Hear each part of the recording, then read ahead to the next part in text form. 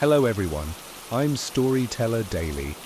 Tonight I've brought you tales made to help you drift into sleep with a calm, steady voice. Before we begin, please don't forget to like this video and subscribe so you won't miss the next stories. Tell me in the comments, where are you watching from and what time is it there? Now sit comfortably, loosen your shoulders, breathe in, breathe out, and step with me into the story. I boarded the late train because it was the only thing still moving through the city at that hour.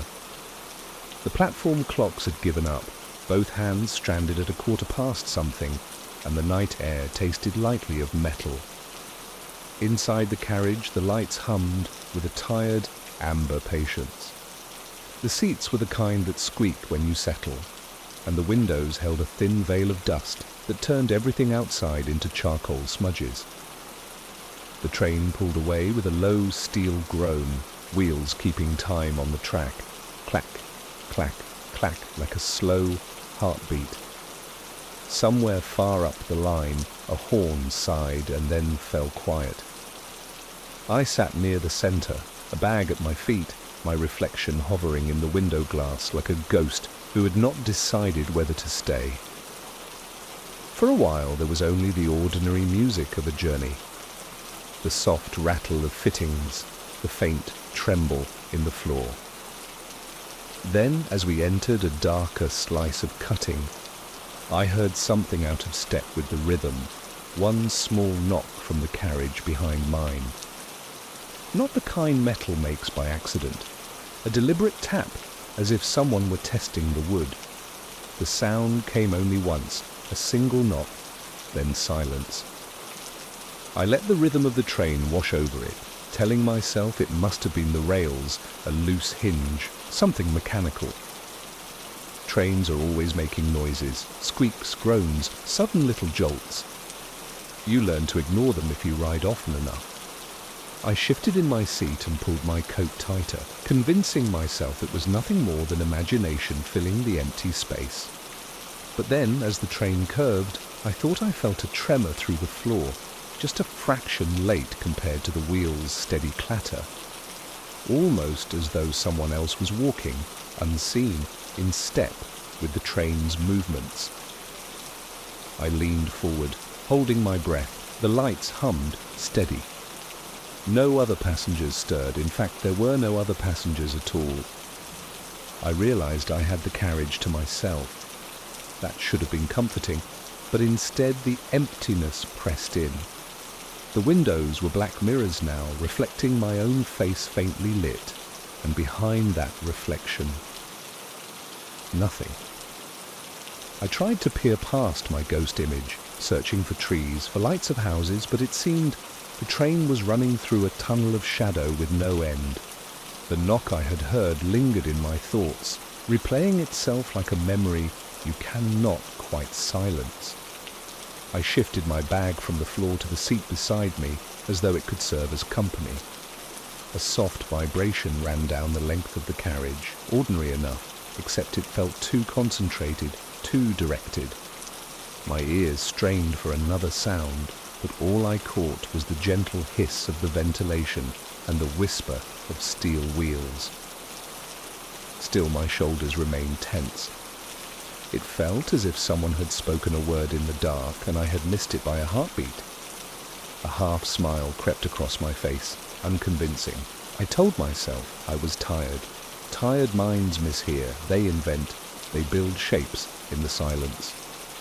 I glanced at the digital clock above the door. Its red digits blinked and then steadied, though I could not remember what time it had shown a moment ago. The number looked unfamiliar, like a code rather than an hour. I blinked again and it read normally.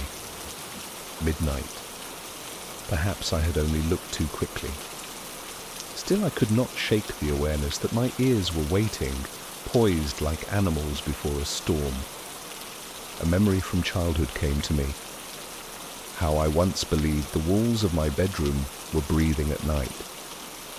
I had grown out of that fear, or thought I had. Tonight, on this deserted train, the same chill threaded my skin. I rubbed my palms together, listening, waiting for the world to return to its harmless rhythm. But deep inside, I knew the first knock had not been an accident. The train rattled on through the night, steady as a heartbeat. For several minutes, there was nothing but the old rhythm, and I began to convince myself again that the knock had been a trick of tired nerves. My head tipped against the window, the glass cool against my temple, and the darkness outside looked endless. That was when the sound came again. This time it was not a single knock, but two, measured, deliberate, like someone rapping their knuckles against the frame of a door.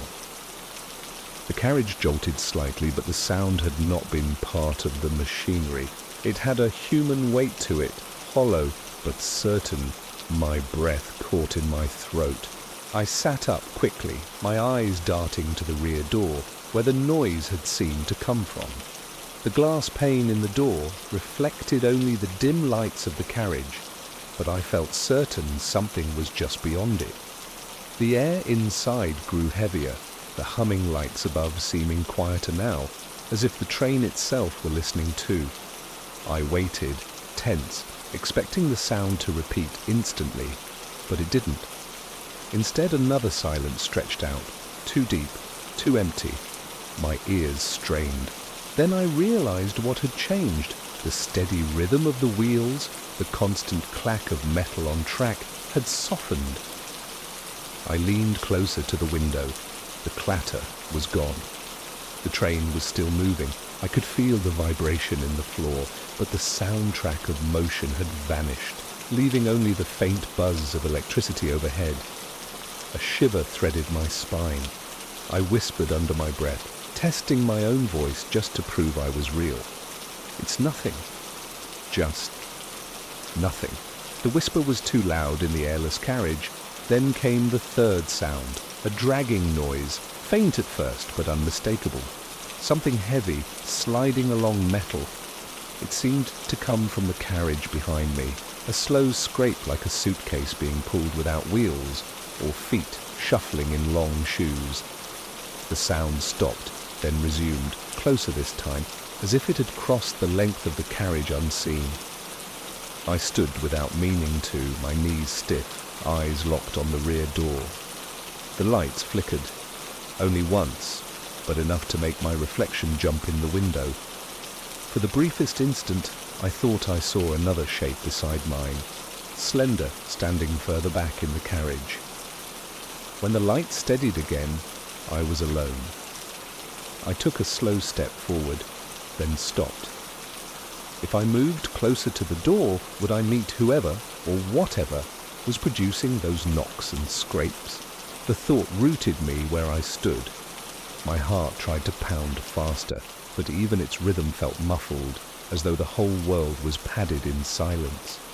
Another knock, louder, a fist, not a finger this time. I nearly gasped.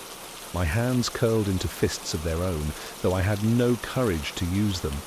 The knock had come from the other side of the thin glass right at the centre, like a demand to be let in. I stumbled back into my seat, gripping the bag beside me as though it were an anchor. My pulse filled my ears, and yet beneath it I could hear a whisper, almost like breath travelling through the ventilation system. It carried no words, only the rhythm of exhalation, slow, steady, too controlled to be random. For the first time since boarding, I realized I was not simply uneasy, I was being listened to. The whisper in the vents faded, and for a fragile moment I thought it had gone. The carriage seemed to exhale with me, the lights above still steady, the glass door at the rear unmoving. I was ready to convince myself it was all invention until the handle of that door shifted. It was a subtle thing, just the faintest rattle, but it froze me. I stared, unblinking. The metal handle twitched again, slowly, as if tested by a hand on the other side. The knock had been a request. Now the handle was a command. I stood without thinking, the motion jerky, clumsy. My seat creaked as I pushed away from it. "Who's there?" The words scraped my throat, weak. They did not sound like my own voice. The handle stilled. Silence stretched, heavier than before. My heart thumped in my chest, each beat sharp, painful. Then sharp, violent, the handle wrenched downward and the door shuddered in its frame. I gasped and stumbled backwards. The sound was unmistakably human in strength, but no human should have been there. This was the last carriage. There was no platform, no connection beyond that door, but open track and rushing night.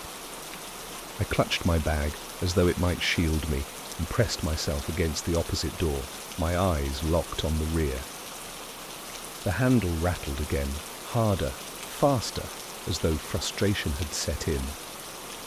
The glass pane trembled with each attempt. The lights flickered violently, plunging the carriage into a strobe of brightness and shadow. Between the flashes, I thought I saw movement, a tall outline behind the glass, blurred and shifting. Once, in a burst of light, the glass fogged, as though someone had breathed against it from the other side. When the light steadied, the fog mark remained, a circle with the faint smear of 5 fingers trailing down. I bolted. Instinct drove me down the carriage, shoes slapping the floor, breath ragged in my throat. I slammed my palm against the door at the far end, praying it would open. The sensor hesitated, the mechanism reluctant, then the door hissed apart. I burst into the next carriage, heart hammering. This one was identical, rows of seats, dim yellow lights, no passengers, but the air felt thicker, hotter. I half ran, half stumbled to the middle, trying to distance myself from the rear door I had left behind. Then I heard it again, the knock. But this time it came not from behind, but from ahead, a slow, deliberate rap against the glass door, leading further forward. I froze, my throat tightened. Whoever, or whatever it was, had moved faster than me. Impossible, unless it had passed through walls or was never bound by them at all. The knock repeated, louder. My hands shook. I turned in panic to the door I had entered through, only to see the fogged circle still pressed against the glass. A second set of fingers dragged down, leaving twin streaks across the pane. Trap. The lights buzzed louder, as though straining against something unseen. The carriage trembled beneath me, the rails roaring suddenly back to life, their sound swelling to a deafening clatter. It drowned everything for a moment, and in that roar I saw the door handle at the far end begin to move, just as the one behind me had. I backed into a seat, sinking low, clutching my bag. My eyes flicked left, right, searching for escape. But there was none. Both doors were alive with presence, handles twitching, glass trembling, fog smearing in strange patterns. Then, through the noise, I heard breath, close, too close, not from behind a door but beside me. A slow, deep inhale, followed by a measured exhale just above my shoulder. I snapped my head sideways. Nothing. The seat beside me was empty, but the cushion was depressed, as though someone sat there, invisible, patient. The seat beside me stayed indented, as if something unseen weighed it down. I could not look at it for long. My pulse hammered, urging me to move, to run, but my body clung to stillness, as though movement might confirm its presence. Then, just as suddenly, the weight lifted. The cushion rose, slow and soundless, until it looked untouched again. The breath at my shoulder ceased, the lights steadied, the trembling of the doors subsided. The silence that followed was so complete that I thought I had only imagined everything. I forced myself to stand, my knees weak beneath me. I edged forward, eyes darting to each door, but both handles were still now. The fog marks had vanished, the glass was clear once more, only my pale reflection staring back. Relief, fragile and desperate, crept into my chest. I clung to it, whispering to myself, "It's gone!" "It's over." The words steadied me, though my voice quivered like a frayed wire. The next carriage door responded instantly when I pressed the sensor. A clean hiss, a slide of glass. no resistance. I stepped through and found myself in yet another identical carriage, empty seats, soft hum of lights, the gentle swaying of motion. Nothing out of place. I walked to the center and sat down, exhaling long and hard.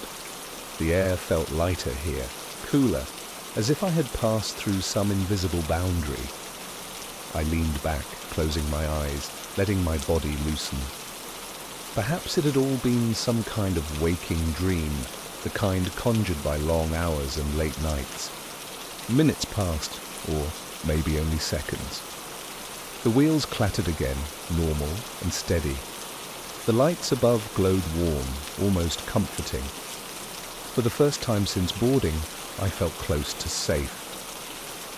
I allowed myself to imagine reaching the next station, stepping out into the cold air, laughing at my own nerves. I pictured myself telling the story one day, shaking my head at how easily the mind invents ghosts. The longer I sat, the more the fantasy rooted itself. But safety never lingers.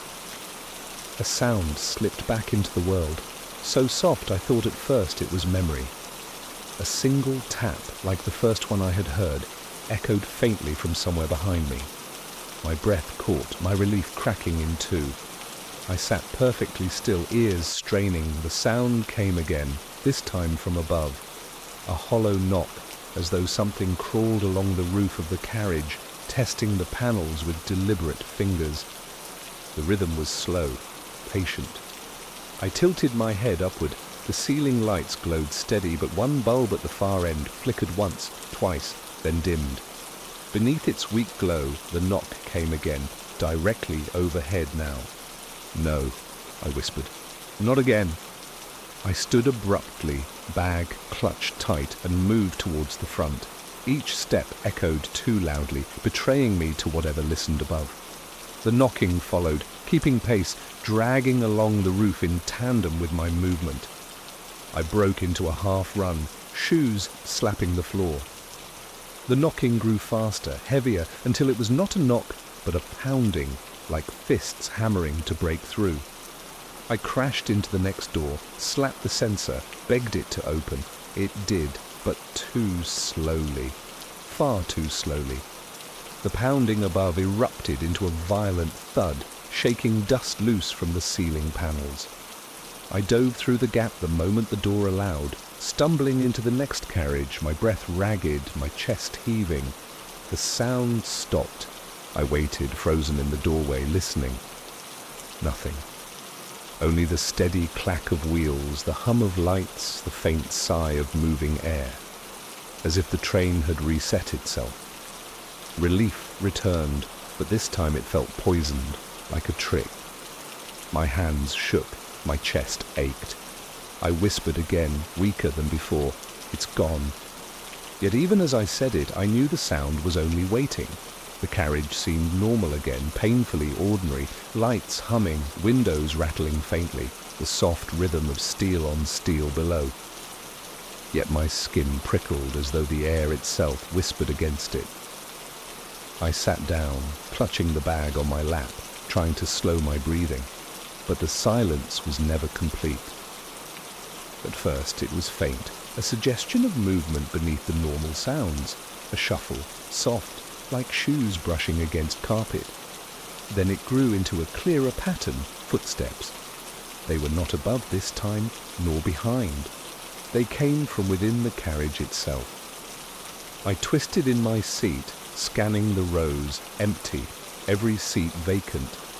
Yet the footsteps continued, measured, deliberate, echoing from the aisle itself. One step, then another, closer, though no weight pressed the floorboards, no shadow crossed the lights. My throat dried. I stood, forcing myself backwards, retreating towards the door I had just entered. But the footsteps shifted pace, hurrying, almost running, until they seemed to circle me in a rush of invisible presence. The lights flickered violently, then came the voice. Not words at first, only a deep exhale pressed close to my ear. Then a whisper, low and drawn out. "Stay." I stumbled, slammed my shoulder against the door. fumbling for the sensor. The panel beeped, sluggish, as though resisting my urgency. Behind me, the whisper grew, repeating that single word with a hiss of insistence. Stay, stay. The door finally slid open. I hurled myself through, nearly tripping, dragging my bag with me. The moment I crossed, the whisper ceased. Silence fell again, broken only by my frantic breaths. But then, a new sound. From the far end of this carriage, the forward door rattled, handle jerking, glass vibrating, exactly as it had behind me before. My stomach turned. They were ahead now. They were everywhere. I darted sideways, pressing into the narrow gap between two rows of seats. My breath shivered through my teeth. The rattling stopped.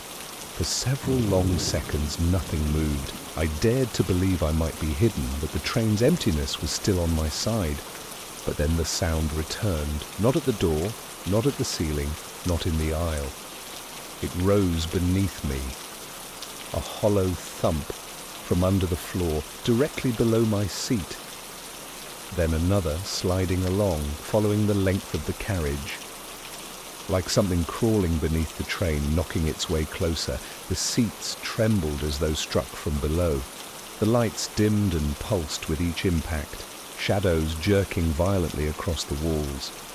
I clamped my hands over my ears, but the booming travelled through my bones. The bag slipped from my lap. I lurched forward, unable to sit still any longer. My only thought, keep moving, never stop.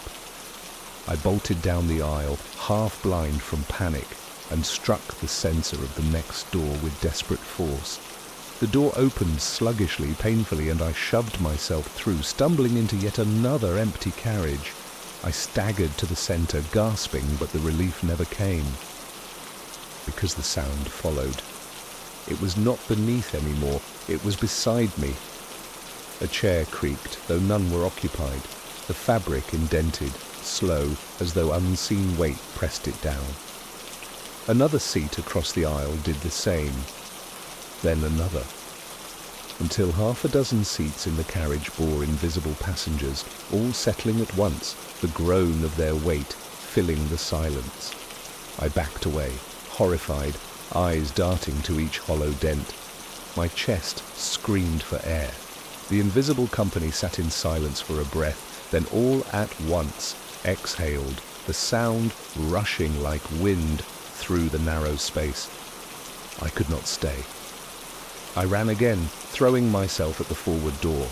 This time it opened without hesitation, as though urging me onward. I plunged through into another carriage and froze. This one was not empty. At the far end, beneath the weak light, a figure stood, tall, featureless, motionless. I could not make out a face nor clothes. Only the suggestion of shoulders, of arms, a blurred silhouette darker than the shadows around it. I stopped dead, unable to breathe. The figure lifted its hand, slowly, deliberately, and rapped its knuckles against the glass of the door it stood beside. 3 knocks, the same rhythm I had heard since the beginning.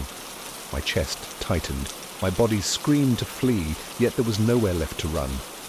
Behind me lay invisible passengers, head the figure. The only escape was sideways through the emergency door to the tracks rushing past outside. The figure began to walk.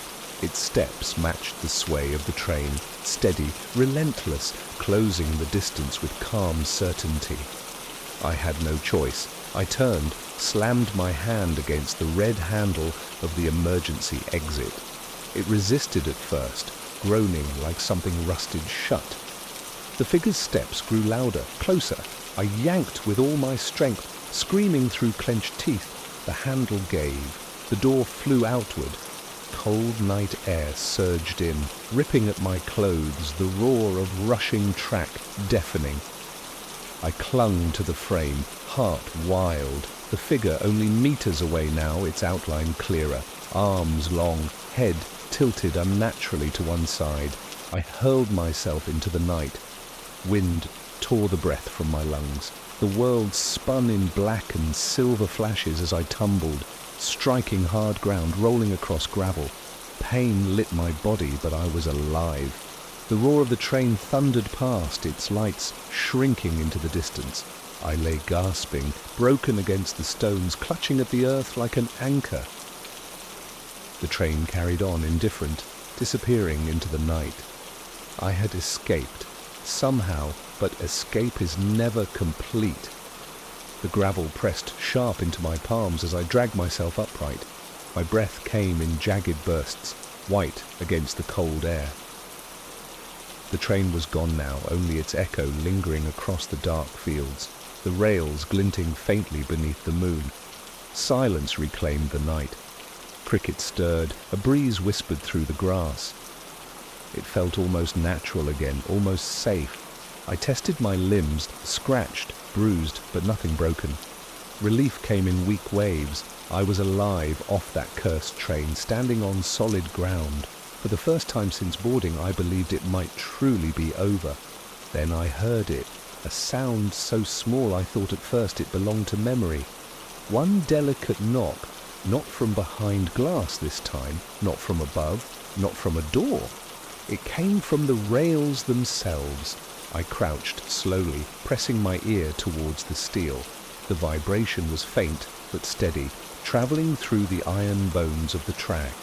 A second knock followed, closer, like a pulse carried along the line. The rails shivered under my touch, and then clear, deliberate 3 knocks. The rhythm I knew too well.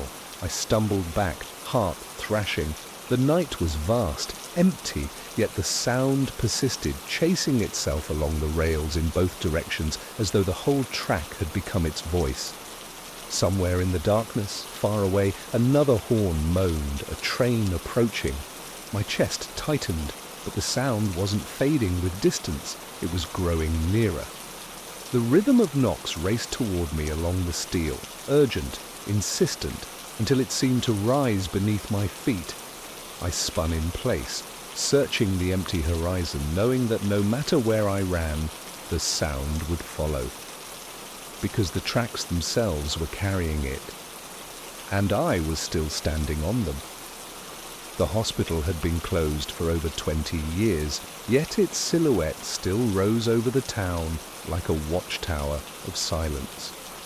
I had no business being there, but curiosity is a cruel guide. The gates were chained, rust carving orange wounds into the links, but I found a break in the fence and slipped through, my footsteps crunching on gravel drowned in weeds. Inside, the air carried a sharp tang of disinfectant, long since faded, a ghost of sterility clinging to the ruin. The corridors stretched out in endless lines of peeling paint and broken tiles. My shoes echoed hollowly, each step a reminder of my solitude. At first, it was the ordinary language of an abandoned place, wind pushing through cracks, a loose pane rattling, the distant drip of unseen pipes. I told myself it was nothing more. Then, down the corridor, a door creaked. Slowly, as though someone on the other side had only just stepped away. The echo rolled down the hall and settled in my bones. And with it came the faintest sound of wheels turning, rubber against tile, like a hospital bed being pushed through the darkness. The faint squeak of rubber wheels against tile lingered long after the echo of the creaking door died. I froze, holding my breath as if even the sound of lungs might invite something closer. The corridor was empty, at least as far as the weak torchlight in my hand could reach. Dust swirled in the beam, catching in the air like drifting snow. I told myself it had been nothing but the wind. A door left ajar, its hinges shifting in the draught. Old hospitals are full of carts and beds. Something rusted on uneven flooring could still move with time. Yes, that was it. My imagination was shaping the sound into something deliberate. Still, I found myself edging toward the source. My shoes scuffed quietly on the tiles, each step too loud. My light landed on the door at the end of the hall. The frame was cracked, paint flaking in pale strips. It was still now, as lifeless as the rest of the building. I stood in front of it, listening. Silence. My heart drummed and my throat felt raw, though I hadn't spoken a word. After a long minute, I laughed under my breath, the sound unsteady. "You're imagining things," I whispered. The empty corridor threw my words back to me, distorted, as if someone else had repeated them from further away. That was when I noticed the clock. On the wall above the door hung an old hospital clock, its glass face cracked, hands rusted in place. But I swore I had seen it twitch. Just for a second the minute hand had jerked forward, then back, before freezing again. I raised the torch to it, but it stayed still, the broken thing it was meant to be. My pulse slowed, but unease lodged itself deeper.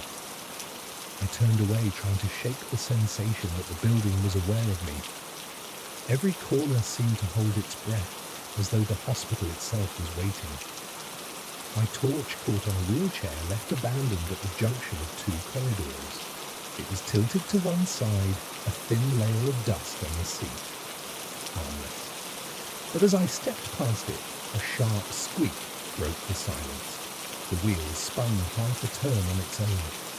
I staggered back, light jerking wildly across the walls. When it settled, the chair was still again, dust undisturbed.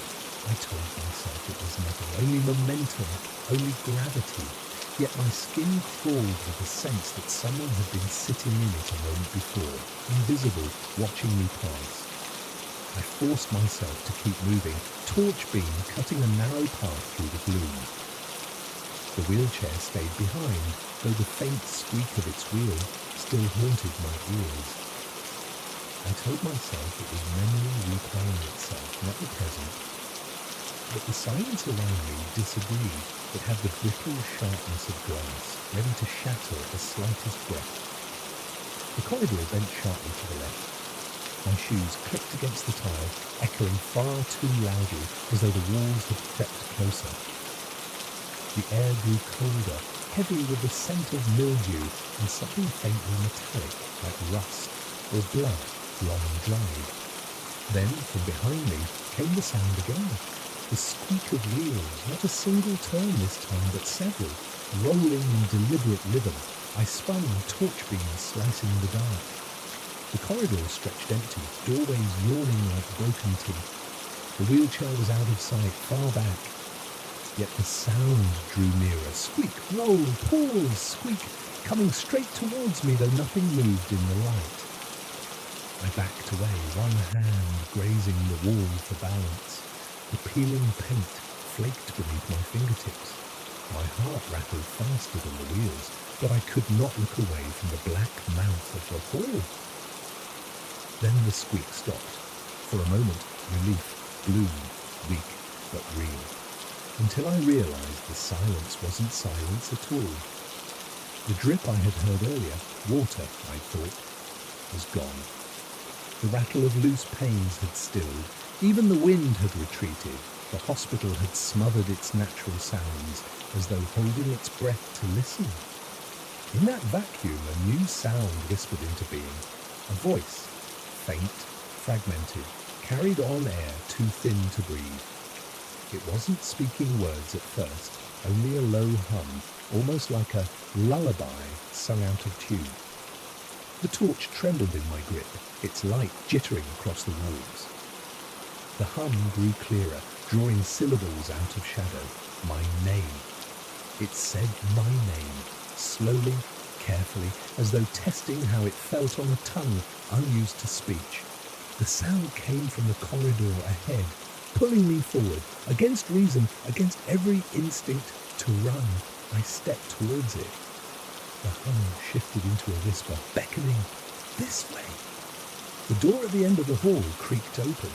Only a fraction, but enough to spill darkness deeper than the rest. My light couldn't penetrate it. The beam seemed to dissolve the moment it touched the gap. The wheels squeaked again, this time from behind the door. A short, sharp turn, as if something inside had prepared a bed for me. My breath quickened. My chest felt tight. Each inhale shallow, ragged. The hospital was no longer ruins and dust. It was awake, attentive, coaxing me deeper into its lungs. I reached the threshold, hand hovering above the door. For a heartbeat, I thought I felt warmth radiating from the gap, like breath from something waiting just beyond. Then, with a sudden jolt, the door swung wider, slamming against the wall with a crash that thundered through the empty corridors. The door's slam echoed like a gunshot through the corridor, bouncing from wall to wall until it dissolved into silence again. My torchlight shook in my hand, dust spiraling in its beam. The air on the other side of the doorway felt thicker, heavier, as if the hospital had been holding its breath for this moment. I leaned forward, every nerve in my body screaming not to.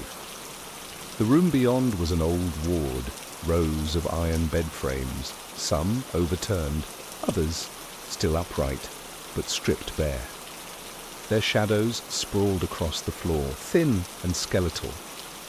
The torch beam caught glimmers of glass from broken windows, and for a moment it almost seemed like eyes glinting back at me. Then came the sound that froze me, the unmistakable squeak of wheels turning on tile, but now louder, nearer. One of the beds shifted. Its rusted frame groaned as if someone had gripped it with unseen hands. I swung the light toward it, breath trapped in my chest. The bed had moved several inches, scraping a pale line across the dirt-caked floor. My throat tightened. "Hello?" The word barely escaped my lips. No answer, only another bed dragging itself forward with a sickening screech, then another. Soon the whole ward seemed to stir, iron frames trembling, wheels rolling, as though they were being prepared for patients who would never arrive. The lullaby returned, no longer faint, no longer fragmented. A clear voice, soft and terribly close, weaving through the clatter of shifting metal. It sang words I could not understand, in a language twisted by echo, but its rhythm was unmistakably one of comfort. A song meant to soothe, yet its delivery chilled me deeper than silence. I stumbled back, torch jerking wildly. In one flicker of light, I saw something between the beds. A figure, white-gowned, hair hanging loose, moving slowly down the central aisle. Her feet did not stir dust, and the wheels of the beds shifted to make space for her passage. I froze where I stood, terror rooting me in place. The figure's head hung low, face hidden by strands of dark hair. As she drifted closer, the lullaby sharpened into a whisper, syllables breaking into wet coughs, then resuming as though nothing had faltered. She stopped 3 beds away. Slowly, mechanically, her head began to lift. I could not bear it.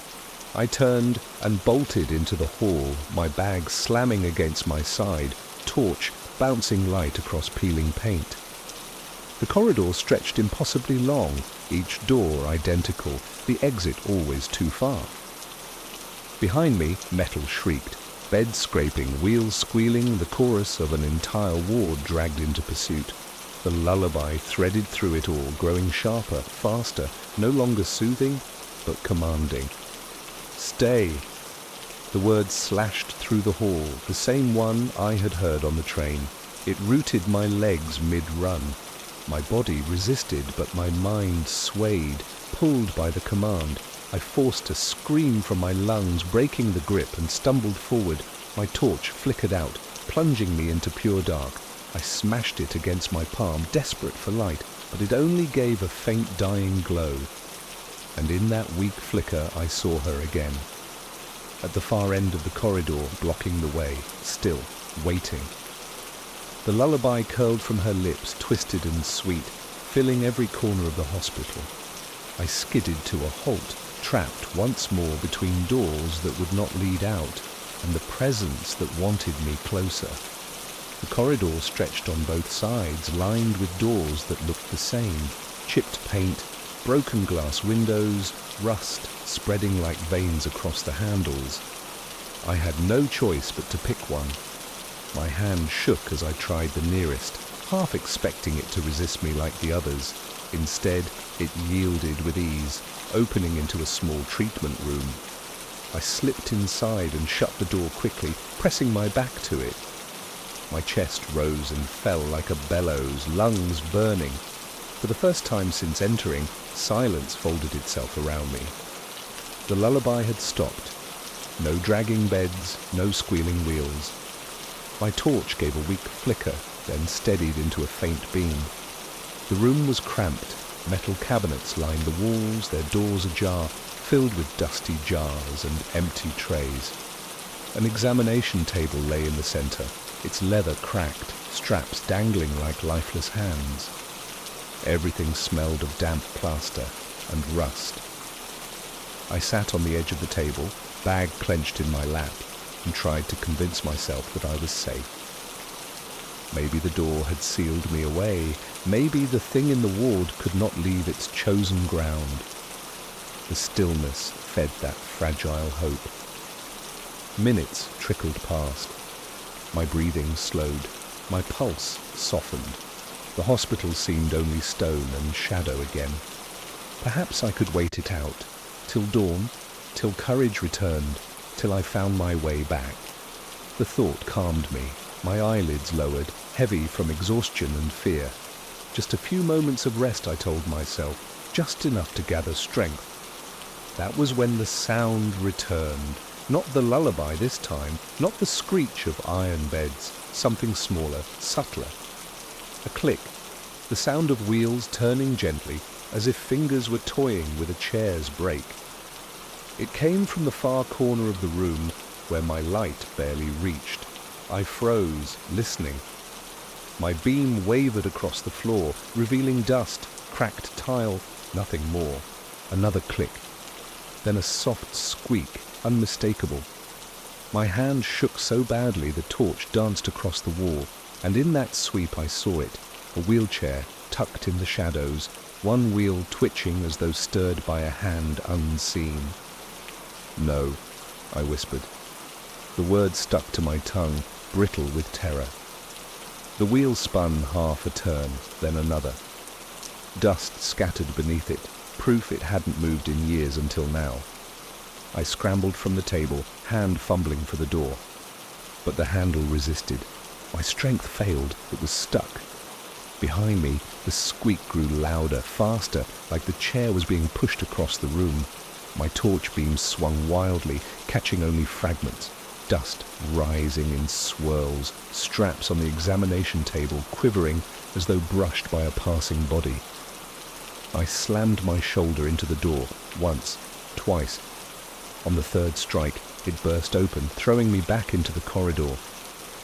I staggered forward, gasping, dragging the door shut behind me. Silence again. The hall lay empty. No figure, no song, no pursuit. My torch steadied at last, its light a fragile shield. Relief, untrustworthy but irresistible, poured over me. I leaned against the wall, laughing under my breath, hollow and trembling. "I'm out! I'm out!" I whispered. My voice was my anchor. But the moment I spoke, the corridor echoed it back. "I'm out! I'm out!" mocking, repeating in a voice that was not mine. And from somewhere deeper in the hospital, faint but deliberate, the lullaby began again. The lullaby curled through the corridor like smoke, faint but growing clearer with each step I took. I pressed my back to the wall, sliding along it, my torch trembling in my grip. I wanted to run, but my legs refused to obey.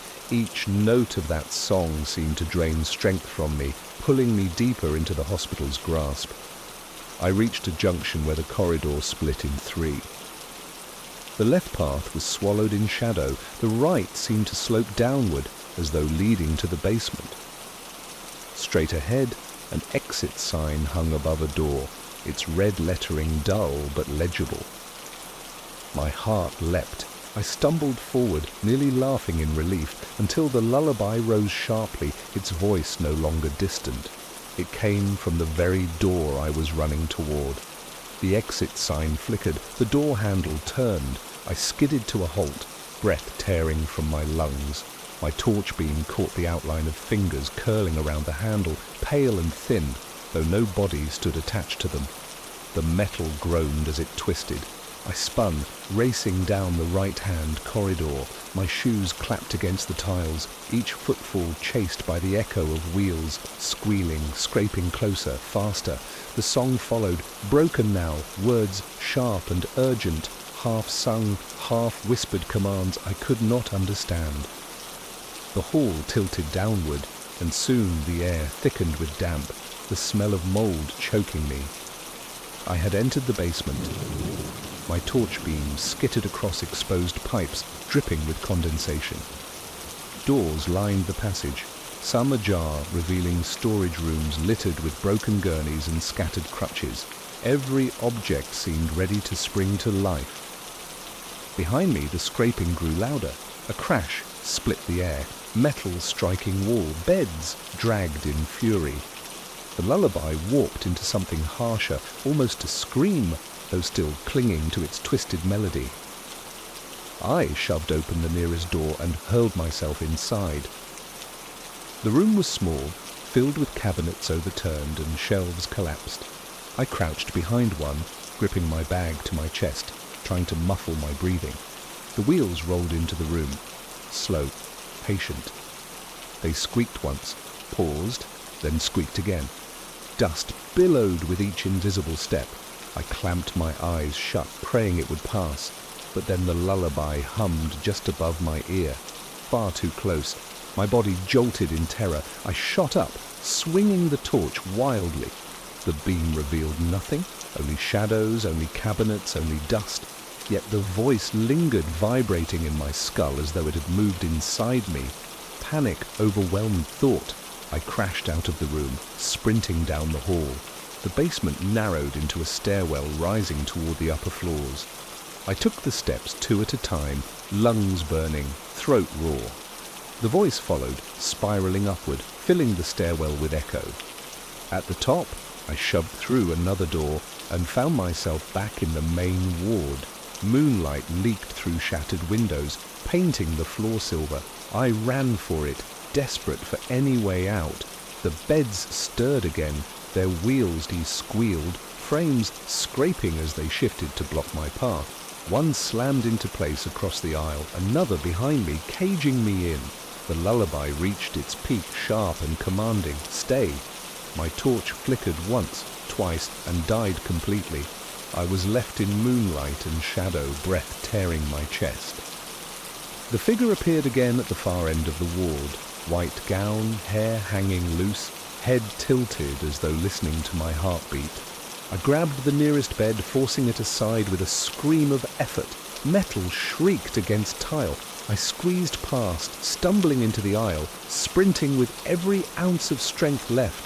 The figure's song rose in fury, the wheels of the bed squealing in chaotic chorus, chasing me to the exit. The main doors loomed ahead, chained and rusted but visible at last. I slammed into them, rattling the links, too tight, too strong. Then my eyes caught the side panel where glass still clung in jagged shards. With no choice, I raised my bag and smashed it. The panel shattered, shards raining down. I shoved my arm through, cutting my skin, fumbling for the latch. The chains rattled. The lullaby thundered behind me. The latch gave. The doors burst open. Cold night air crashed over me, clean and sharp. I staggered into the overgrown courtyard, collapsing to my knees on the cracked pavement. Behind me, the song cut off mid-note. The hospital loomed in silence, its windows black and unblinking. Only the wind moved through the weeds, carrying no sound but its own. I was outside, free, alive, for now. The night air tasted sharp, almost sweet after the rot of the hospital. I knelt in the weeds, clutching my bleeding arm, lungs dragging in air like I'd been drowning. The building stood silent behind me, its broken windows, hollow sockets staring into the dark. I told myself not to look back again. The doors had closed, the song was gone. I had escaped. But silence can be deceitful. I rose slowly, forcing my legs to move. The gravel crunched beneath my shoes, startlingly loud in the stillness. Each step toward the fence felt like victory. The moonlight painted the weeds silver, guiding me out. Then I heard it. At first faint, like the memory of a sound, a single squeak of rubber against tile, too soft to belong out here in the open night. I froze, turning toward the hospital. Its black windows reflected nothing. Another squeak, louder, followed by the slow roll of wheels. The sound didn't come from inside anymore. It came from the weeds just beyond the broken fence line. I staggered back, heart hammering. The grass shifted, though no wind stirred it, as if something heavy pushed its way toward me. The lullaby returned, thin at first, then growing clearer, carried on the night air. My name slipped through it again, stretched and broken but unmistakable. I turned to run, but before I could, I heard the unmistakable sound of a wheelchair brake clicking into place. Not behind me, not in front, right beside me. The weeds shivered, and something unseen exhaled. The forest looked harmless under the moon. Pale light threaded between the branches, painting the ground in patches of silver. My boots sank into soft earth, muffling my steps while the night filled with the familiar chorus of insects. A steady rhythm of crickets, the occasional hoot of an owl, sounds that should have been comforting. I had come here seeking quiet. The town never slept, but the forest promised silence, a place where I could walk without hearing the rush of engines or the hum of street lamps. Out here, the only company was the rustle of leaves in the wind. For a while, it was exactly that. I walked along the narrow trail, breathing in the damp air, listening to the ordinary sounds of night. Then something shifted. The crickets stopped. The forest grew too still, as though every creature had agreed to hold its breath. My ears strained into the silence, searching for what had broken the rhythm. And then I heard it. One soft snap of a twig, deep among the trees, deliberate and out of place. Someone or something was walking with me. The snap of the twig echoed longer in my head than it had in the trees. I froze mid-step, the breath in my lungs trapped like a held note. My torch was still in my bag, but I didn't reach for it. The moonlight was enough, or so I told myself, and switching on a light would only reveal how dark the shadows really were. I waited, eyes fixed on the tree line. Nothing moved. The leaves stirred faintly in the breeze, pale against the sky, but no shape stepped forward. I whispered to myself, just a deer, though I knew no deer could place its weight with such human precision. After a long pause, I forced my feet onward. The path curved deeper into the wood, roots knotting across it like veins. My boots scuffed against them, louder than they should have been. I listened for the insects to resume their song, a sign that the forest had settled, but the night remained too quiet. Then it came again, a soft crack, this time closer off to my left. I snapped my head toward it, but only darkness waited, layered with trees. My pulse jumped. The sound had matched my step, as though a shadow version of me walked just beyond the edge of sight. I gripped the straps of my bag and quickened my pace. My boots struck the earth faster, sharper.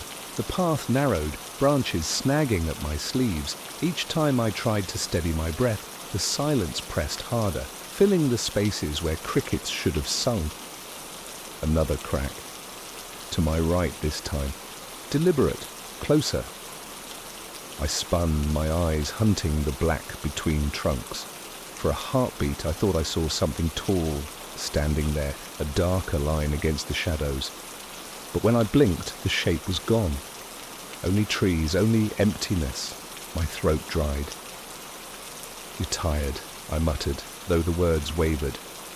The sound of my own voice was strange, too loud, Bouncing back as if the forest had repeated it for me, I pressed on. The path sloped slightly uphill now, and my legs ached with the effort, but I didn't dare stop. I told myself I would reach the ridge, look down at the town lights, and laugh at my own nerves.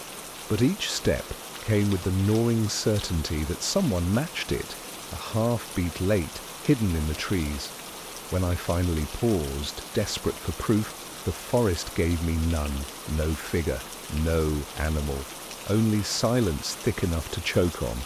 But the moment I tried to breathe easy, another twig cracked, this time so close it could have been only a few paces behind me. The snap was close, too close. My body reacted before my mind did. I lurched forward, boots scraping against roots, breath tearing in short bursts. The forest swallowed the sound instantly, leaving nothing but the hammer of my heartbeat. I dared not turn at first, convinced that if I looked back I would see something reaching for me. But the silence behind was worse than not knowing. Slowly, I twisted my head, torchless, depending only on moonlight. The path was empty. The silver light cut across the trail, showing no pursuer. The trees stood tall, unmoving, their branches knotted like twisted arms. Yet the silence was wrong. The night was never this still. The crickets, the owls, the faint shuffle of small creatures, all gone. In their absence, the sound that replaced them felt heavier. A second twig snapped, louder, as though weight had pressed hard upon it. This time I did not hesitate. I yanked the torch from my bag, thumb trembling on the switch. A harsh beam cut through the dark, catching trunks, roots, branches, nothing else. No eyes reflecting back, no figure fleeing the light. But the sound was still there, echoing in the soil, too deliberate to be chance. I swept the beam back and forth, faster, desperate. That was when I noticed the silence shifting. Not silence exactly, but a layering of sounds that didn't belong. The wind had gone flat, the leaves no longer stirred. Instead, I heard faint breathing, not mine, deeper, steadier, paced like a hunter's. I turned in a circle, torch shaking wildly. "Who's there?" my voice cracked, falling limp against the trees. The breathing cut off instantly, leaving the forest hollow again. Relief flickered, but it was short-lived. For the first time, the familiar sound of my own footsteps failed me. I moved forward, expecting the soft crunch of earth beneath my boots, but no sound came. I looked down, torch beam on my feet, saw soil scatter, roots shift, yet silence. The forest had swallowed even that. It was as if the woods wanted only one sound heard. And then it came. A heavy stride from somewhere to my left. Not mine, not echoed, but separate. It shook the undergrowth, branches shuddering. I swung the torch and caught a flash, 2 pinpoints of light reflecting like eyes, high above the ground. They blinked once, then vanished. Panic burst in my chest. I stumbled forward, half running, the beam dancing wildly over the trees. Every few seconds, another step landed somewhere behind, or to the side, sometimes ahead, as though whatever followed wasn't bound to one path. I reached a clearing at last, a patch of open space bathed in moonlight. Relief hit me hard, though it came tangled with dread. I could see every edge, every shadow.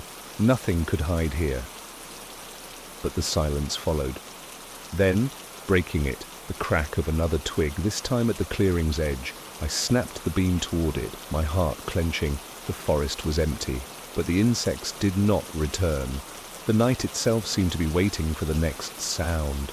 The clearing stretched wide, grass silvered by moonlight, trees forming a dark wall on every side. I stood in its center, chest heaving, torch beam cutting sharp lines across the open space. For a few heartbeats there was nothing, only the sound of my blood pounding in my ears. Then the forest answered. A footstep, heavy, deliberate, from the tree line behind me. I spun, light flashing across trunks, leaves, branches. Nothing. yet the sound had been real. Too heavy for an animal, too precise to mistake. Another step, this time from the opposite side of the clearing.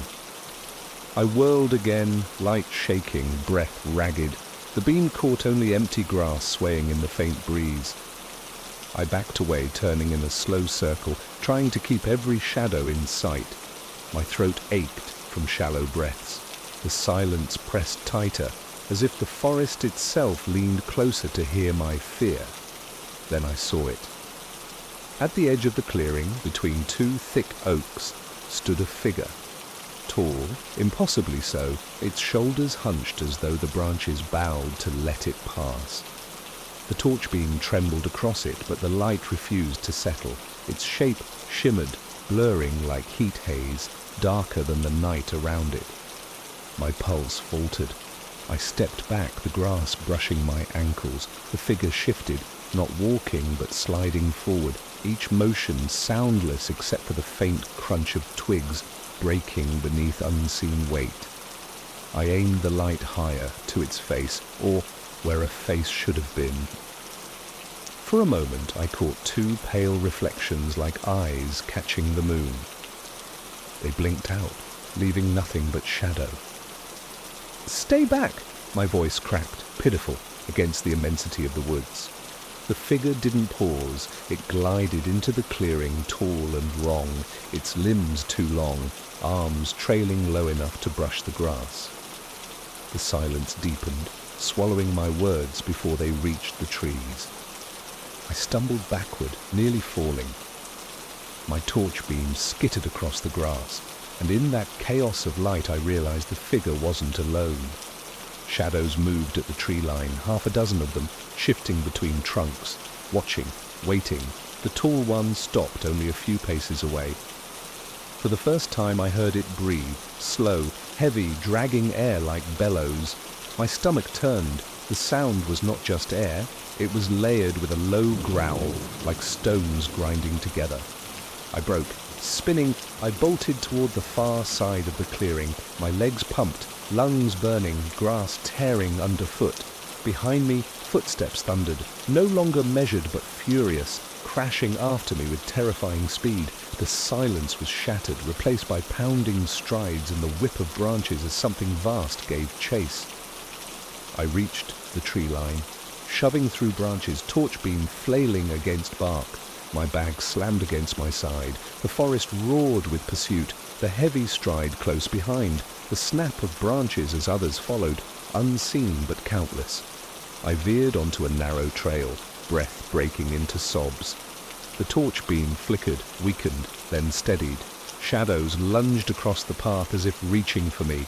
One step, another, and then, sudden, an arm of darkness swiped across the trail ahead.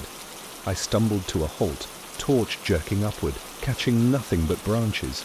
Yet the sound of that heavy stride was already there, closing in. I turned, desperate, and the torch beam struck the figure full. It was closer than ever. Tall, shoulders scraping branches, arms dragging claws of shadow through the soil. It loomed, faceless, yet its presence bore down like a weight, pressing my chest. The breath rattled from its throat, low and guttural, and then it lunged. The thing lunged, and I threw myself sideways, crashing through the undergrowth. Branches tore at my arms, thorns snagged my clothes, but I didn't stop. My torch flew from my grip, the beam tumbling across the ground before vanishing into the black. I ran blind, heart hammering, lungs tearing at the night. Behind me, heavy strides shook the earth, branches splitting under weight not meant to belong in this forest. I didn't dare look back. The sound alone was enough to drive me onward. Then suddenly it stopped. The pounding ceased, the snapping of wood fell away. Only my own ragged breath filled the silence. I stumbled into a small hollow where moonlight spilled through a break in the canopy. My legs buckled, and I collapsed against a fallen trunk, gasping. Nothing moved, no footsteps, no growl. The silence was complete, but not suffocating this time. It felt empty. I pressed my hand against my chest, forcing my breath to slow. Sweat chilled against my skin. Perhaps I had outrun it. Perhaps whatever lived in those shadows was bound to the clearing, unable to cross into the deeper woods. The thought anchored me, fragile but precious. I sat in the hollow, straining my ears, but all I heard was the wind stirring faintly in the leaves again. A cricket chirped once, then another answered. The forest seemed to breathe back to life. Relief rushed through me, enough to bring tears to my eyes. I laughed weakly, the sound pitiful in the open air. "It's gone," I whispered, clinging to the words. "I made it out." Minutes stretched. Nothing happened. My heartbeat settled into something almost normal. I leaned against the trunk, staring at the patch of sky above, where stars blinked faintly between drifting clouds. For the first time since stepping into these woods, I felt something close to safety. I almost convinced myself to rest, to wait for dawn, for light, for reason to return. My eyelids drooped, heavy, as the rhythm of cricket steadied around me. But safety is a cruel lie. The chirping stopped again, all at once. The silence pressed down harder than before, as though the forest itself had been scolded into silence. I held my breath, listening. At first there was nothing, no footsteps, no growl, no pursuit, just silence. Then a sound behind me, soft at first, the quiet crunch of leaves being pressed underfoot, slow, deliberate, impossibly close. I twisted, heart-lurching, but the hollow behind me lay empty. Moonlight showed nothing but twisted roots and pale earth. Another step, this time to my left. I spun again, eyes wide, but still nothing. The sound was wrong. It was not chasing me anymore. It was circling. The relief I had clung to shattered, leaving only cold fear in its place. I stood, legs trembling, and backed into the center of the hollow, turning in frantic circles. The steps came quicker now, pacing, surrounding me. And though I saw nothing, the earth beneath me vibrated with their weight. The forest had not let me go at all. The circling footsteps closed in, each one distinct, though no form revealed itself. My chest heaved, every breath ragged, every muscle quivering with the urge to run. But where? The forest had become a maze of sound without shape, footsteps without bodies. I clenched my fists, whispering to myself, "Move! Just move!" My voice cracked, weak in the thick silence. Then the first shadow lunged from the tree line. It wasn't the tall figure, but something smaller. Low, crouched, its outline rippling like smoke. It darted across the hollow, faster than my eyes could follow, and vanished into the trees again. Another shadow followed, then another. They streaked around me, never pausing, only circling, weaving a wall of movement I couldn't escape. The tall one came last. It emerged from the black like a tree uprooting itself, limbs too long, shoulders scraping branches aside. Moonlight caught its head as it tilted, faceless yet aware. My knees buckled. I ran. I hurled myself up the far side of the hollow, roots clawing at my boots, branches whipping my arms. The shadows followed, flickering at the edges of my vision. The tall one's strides shook the ground, snapping branches like twigs. The forest screamed with sound now, footsteps, crashes, low growls, and the deep, grinding breath of the hunter behind me. No silence anymore, only chaos. I burst through a thicket, thorns tearing my sleeves, and stumbled onto another trail. The path curved downhill, faintly lit by moonlight. My lungs burned as I sprinted, the roar of pursuit always just behind. Ahead, the trees thinned. A break. My heart leapt. If I could reach the edge, the open fields, I might survive. But the shadows weren't letting me go. One darted across the path, slamming into me.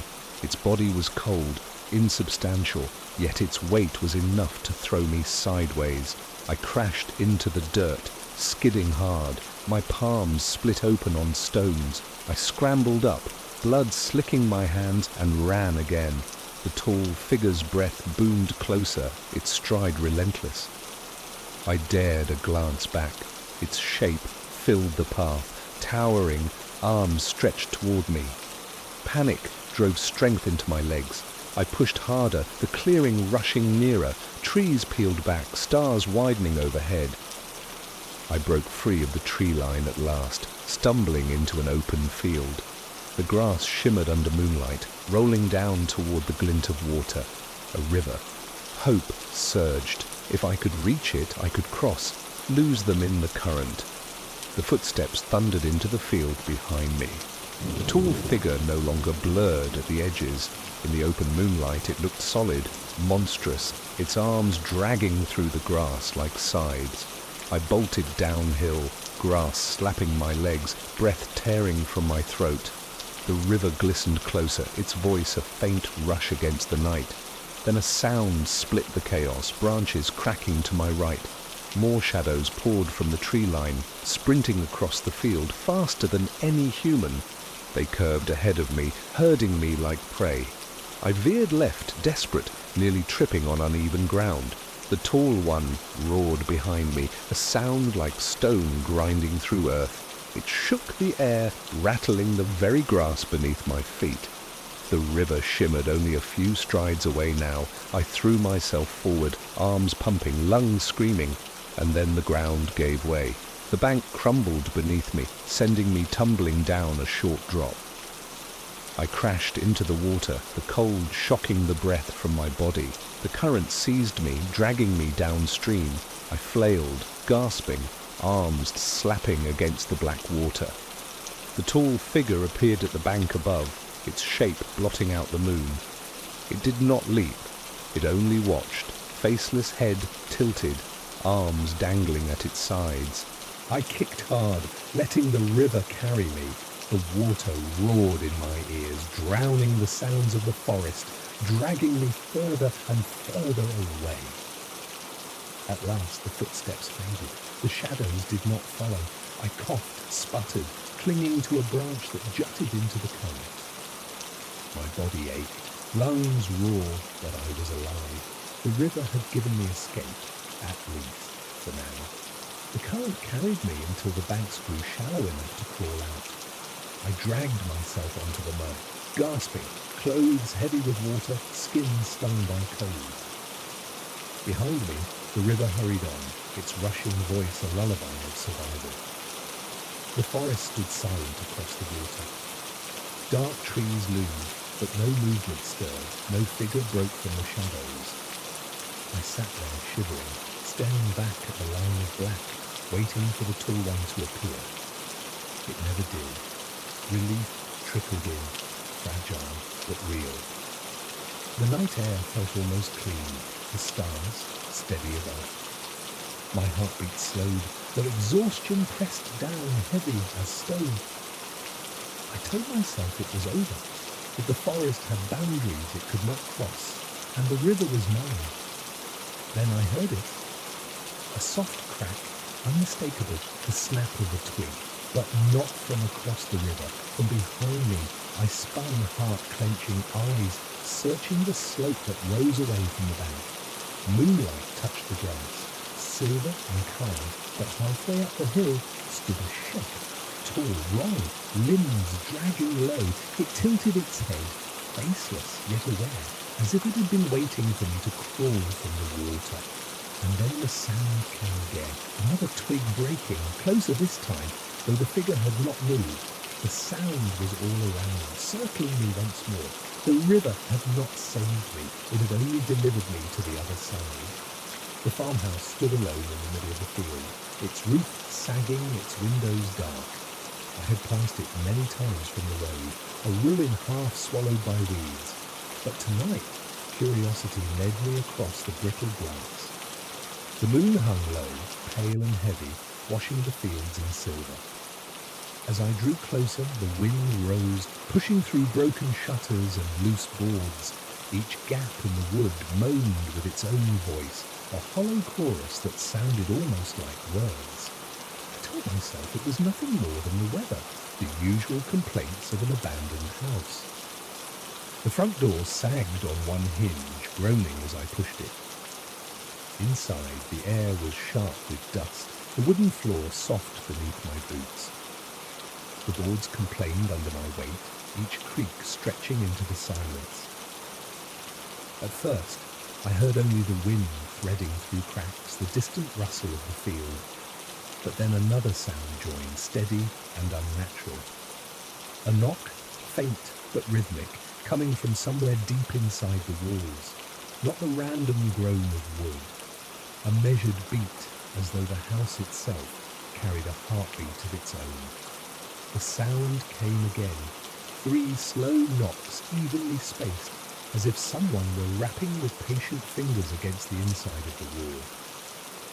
I froze in the centre of the room, torch beam resting on the splintered boards. My mind clawed for reason. Houses settle, wood shifts, rats burrow. I told myself all of it at once, layering excuses like armour, but the rhythm was too neat, too deliberate. I moved deeper into the farmhouse, boots pressing against boards that sagged with age. My torch revealed a narrow hall, wallpaper peeling in strips, old photographs still clinging to the walls. Faces blurred with mould stared back at me. Their eyes seemed to follow as I passed. The knocking followed too. At first faint, then stronger, as though it had relocated to the wall beside me. I stopped and pressed my ear against the wood. Silence. No vibration, no echo, nothing to prove what I'd heard. I exhaled sharply, forcing a laugh. Just the wind, I whispered. My voice bounced back to me, thin and lonely. But then a different sound joined. A slow drag, like fingernails grazing wood. It travelled along the wall, keeping pace with me. I stumbled back, torch beam jerking wildly. The sound stopped the moment I did. I forced myself to keep moving. The hall opened into what must have been the kitchen. The counters sagged, rusted pots hung from nails, and a table sat crooked in the middle of the room. My light caught on claw marks etched into its surface, long grooves, uneven, as though something had once tried to carve its way through the wood. The knocks resumed, this time from the ceiling above, steady, patient, matching the rhythm of my heartbeat. I tilted the torch upward, dust swirling in the beam. The rafters creaked but showed nothing. I gripped the straps of my bag until my knuckles whitened. My instincts screamed to leave, to push back through the door and vanish into the fields. But another part of me, a crueler, more curious part, wanted to know what waited inside these walls. The knocking quickened once, twice, before going silent again. And in the hush that followed, I thought I heard breath. Not mine, not the wind. A low exhale from somewhere in the farmhouse carried down the hall like a whisper. The exhale lingered in the silence, heavy enough to chill my skin. I raised the torch higher, sweeping the beam across the corners of the kitchen. The room stayed empty, dust swirling lazily, yet the sense of being watched clung to me like cobwebs. I stepped back into the hall, and the air seemed to grow thicker, colder. My breath clouded faintly, even though the night outside had been mild. The farmhouse was holding its own weather, its own rules. Then the sound returned. Not a knock this time. A tap.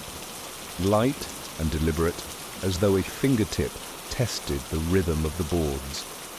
It came from the wall to my right, then from the floor beneath me, then the ceiling overhead. Each tap followed the other, circling me in a slow, mocking dance. I moved quickly, boots striking the boards harder than I meant, the noise too loud in the confined space. The tapping paused. For a heartbeat, I thought it had gone. Then came the pounding. 3 heavy blows shook the walls at once, dust falling in showers from the rafters. The sound reverberated through my bones, a heartbeat magnified into thunder. I staggered, nearly dropping the torch, and shouted without meaning to, "Who's there?" The farmhouse answered with silence. But silence can be worse than sound. The boards beneath my boots no longer groaned. The wind through the cracks no longer whistled. Everything stilled, as though the house itself was holding its breath again. I turned toward the front door, ready to flee. My light caught the frame, still ajar as I had left it. Relief flared. I took a step forward. The door slammed shut. The boom shook the walls, rattling the windows in their frames. I bolted toward it, wrenching at the handle, but it refused to move. Rust held it fast, or something stronger. My torch beam danced wildly across the wood, catching splinters and old nails, nothing more. Behind me, the knocking began again. Slower now, deliberate. A single beat every few seconds, echoing through the walls like a ritual. I spun, heart thundering. The sound moved with intent, traveling down the hall toward me, each knock closer, louder, until it felt as though the blows landed inside my chest. My torch shook in my grip. The beams skimmed the photographs on the wall. Their faces, blurred by mold before, seemed clearer now. Their eyes stared wide, their mouths stretched into faint grimaces, as though listening to the sound with me. The last knock came from directly behind me. I whirled, light flaring against the kitchen doorway. For an instant I thought I saw a shape there, tall, broad-shouldered, wearing something like a hat of straw. Its face was featureless, swallowed in shadow. The torch flickered, and the shape was gone. But the sound remained, the steady, patient beating now matched perfectly with my own heart. The sound inside my chest felt heavier than my own heartbeat, as though the house had taken control of it. I clutched at my ribs, stumbling backwards into the hall. My torch beam sliced across the walls, catching peeling wallpaper and warped boards, but the shadows seemed thicker now, more solid, as though they had weight of their own. Another knock, this one so loud it rattled the glass of a picture frame. The photos slipped, crashed to the floor, the glass splintering into glittering shards. I jerked toward the noise, and in that instant I saw it again. A figure. At the far end of the hall, tall enough that its head brushed the rafters, its clothes were shapeless, hanging in tatters, but atop its shoulders sat a wide hat of woven straw. Beneath it, no face, only a smooth expanse of shadow where features should have been. I froze, torch trembling in my hand. The figure didn't move, but the sound did, the steady knock, knock, knock, coming not from the walls anymore, but from its chest, as though the heartbeat belonged to it. My breath hitched. "Stay back," I whispered, though my voice carried no strength. The figure tilted its head, listening. Then it stepped forward. The floorboards shrieked under its weight, though the sound was strangely hollow, as if the boards weren't truly bearing it. The knocking grew louder, synced perfectly with each step. I stumbled backwards, nearly tripping over the shattered frame at my feet. Desperation jolted me into motion. I turned and bolted through the nearest door, slamming it shut behind me. The room smelled of mold and hay, perhaps once used as storage. My torch beam jittered across shelves, collapsed under their own weight. I pressed my back against the door, chest heaving, waiting for the sound of pursuit. It came almost immediately. The knocking began again, slow and patient, on the other side of the door. Then a second sound joined, a dragging like fingernails or blunt claws scraping across the wood. The door shuddered with each pull. I shoved at a broken chair, wedging it against the handle. My hands shook so badly I almost dropped the torch. The dragging stopped, leaving only silence. I held my breath, straining to hear. Then the knocking started behind me. I spun, torch beam jerking across the room. The wall at my back trembled, dust spilling from its seams. Knock, knock, knock. My stomach twisted. It was as though the figure could move through the very bones of the house. The wall split with a sharp crack, boards straining outward as though something pressed from the other side.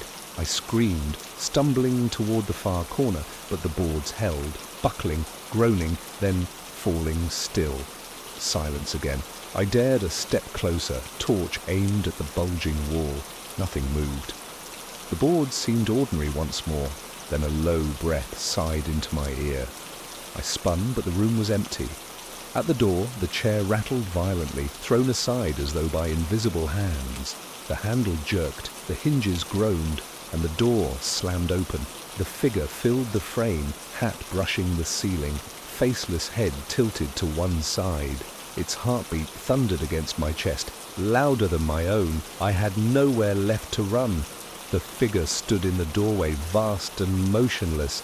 My torch beam trembled across it, skimming over the hat, the stretched limbs, the faceless head. The sound inside my chest pulsed harder, as though my own heart now obeyed its rhythm. I staggered backwards until my shoulders hit the wall. For a long moment, nothing happened. The figure simply watched, or listened perhaps, its head tilting slightly, the straw brim cutting a shadow across its void of a face. My breath rasped, shallow and uneven, and the torchlight flickered as if the batteries had begun to fail. Then, without warning, it stepped back. The boards creaked under its weight, and the knocking ceased. It turned, moving slowly into the hallway again, leaving the doorway empty. I didn't understand. My body shook with fear, but my mind clutched at the possibility. Maybe it had given up. Maybe I had not been what it wanted after all. I waited, frozen, until silence wrapped around me once more. Then I lowered the torch and collapsed onto the broken chair, chest heaving, eyes stinging with tears. Relief spread through me like warmth in the cold, fragile but undeniable. I whispered, "It's gone." The farmhouse stayed still. The knocking did not return. The longer the silence held, the more I began to believe it. Gathering what little strength I had, I pushed myself upright and edged toward the hall. The floorboards groaned beneath me, ordinary again, no longer part of some unnatural heartbeat. My torch steadied, the beam stronger now, showing only dust and decay. The front door was visible down the corridor. Still shut, but solid, familiar, no longer menacing. I reached for the handle, testing it with trembling fingers. It turned easily this time, the rust offering no resistance. Hope surged in my chest. I pulled it open, and cold night air swept into the hall. The sight of the field beyond, silvered in moonlight, almost broke me. I laughed, quiet, trembling, but real. I stepped out into the grass, the farmhouse looming dark behind me. The wind brushed against my face, carrying the scent of soil and weeds. My body ached, my legs weak, but relief coursed through me like a tide. I was free. Or so I thought. Because as I moved further into the field, the sound returned. Faint at first, carried on the wind. A knock, steady, patient, deliberate. I froze, turning back to the farmhouse. Its windows stared blankly, its silhouette still against the night sky. Another knock, louder this time, not from inside the house, but from the earth beneath my boots. The rhythm of a heartbeat, not mine, not the farmhouse's, something else, following. The ground vibrated faintly beneath my feet, each tremor timed with the knocks. I staggered back, eyes darting to the farmhouse. Its windows reflected the moonlight like pale eyes, yet nothing moved inside. The knocks grew louder, closer, until I felt them echoing in my chest again, stealing the rhythm of my own heart. I turned and ran. The field stretched wide and uneven, grass whipping against my legs, roots snagging at my boots. The moon lit my path, silver and cruel, but every step I took seemed matched by another sound, heavier, slower, pounding just behind me. The farmhouse shrank in the distance, but the presence clung to me still. I dared a glance back. The figure had left the doorway. It stood in the field now, half swallowed by weeds, its wide straw hat catching the moonlight. It did not move with speed, but with certainty, each long step dragging shadows across the grass. My stomach twisted. It wasn't chasing me, it was following, as though certain I could not escape. I pushed harder, lungs tearing, until the field gave way to a fence. Broken wood posts leaned at crooked angles, wire rusted through. I clambered over, skin tearing on the sharp ends, and dropped onto the dirt road beyond. For a breath, hope filled me. A road meant escape. But the knocking didn't stop. It came from the fence behind me, from the posts themselves, as though the figure had laid its rhythm into the wood. The sound carried down the road, vibrating beneath my boots, chasing me forward. I ran blindly, every muscle screaming, every breath burning. The moon vanished behind a cloud, plunging the road into shadow. I fumbled with my torch, flicking it back on, but the beam shook so violently it barely held shape. That was when I saw it. Ahead, at the bend in the road, the figure stood. It had not followed from behind, it had waited. Straw hat tilted, arms long, body motionless, its faceless head turned toward me, though it had no eyes to see with. The knocking pounded once, hard enough to rattle the air. I stumbled to a halt, breath tearing from me.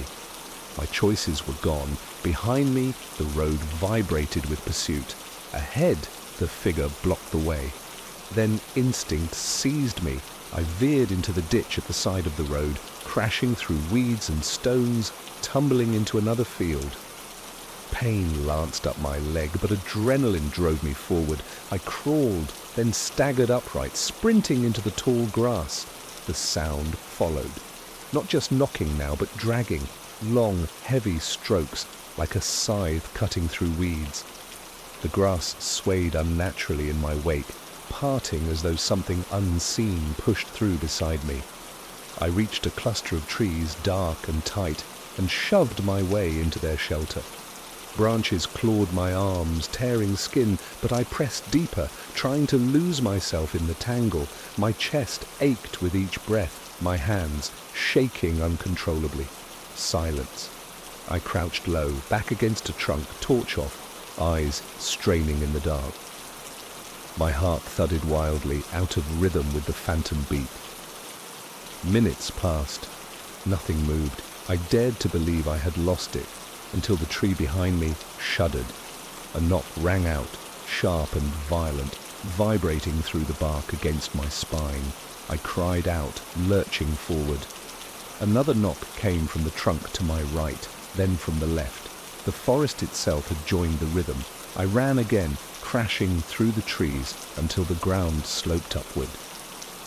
At the crest of the rise, the moon broke free of its cloud, revealing a distant shape, a barn, its roof sagging but still intact.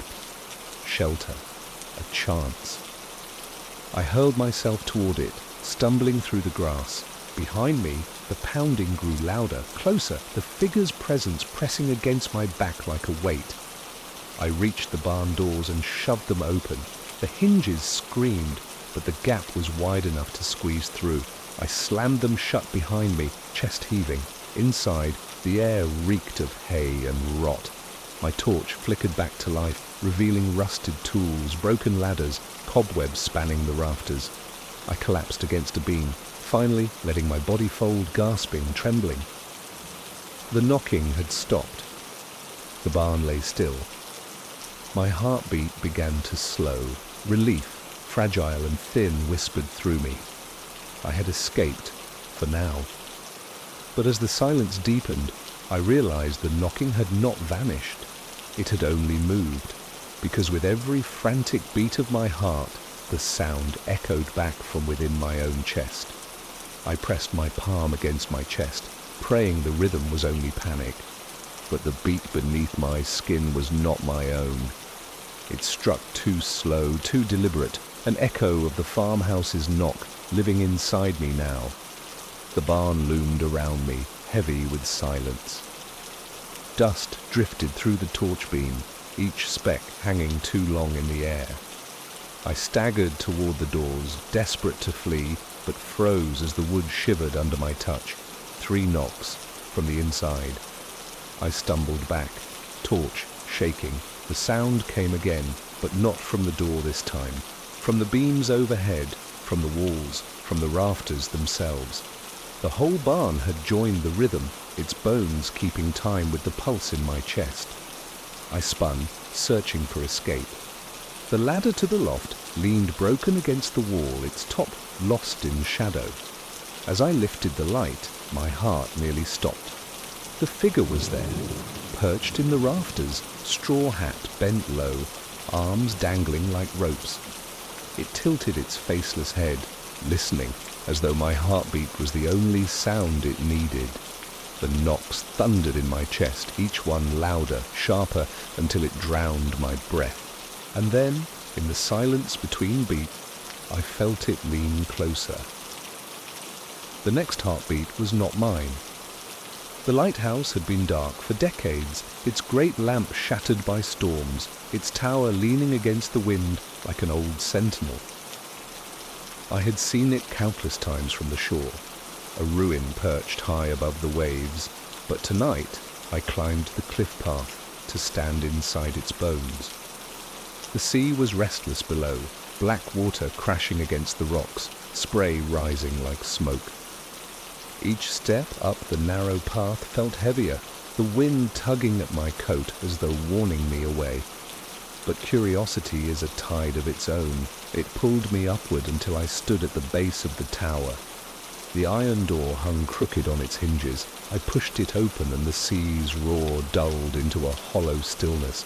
The spiral staircase curled into shadow, each step a whisper of rust and stone.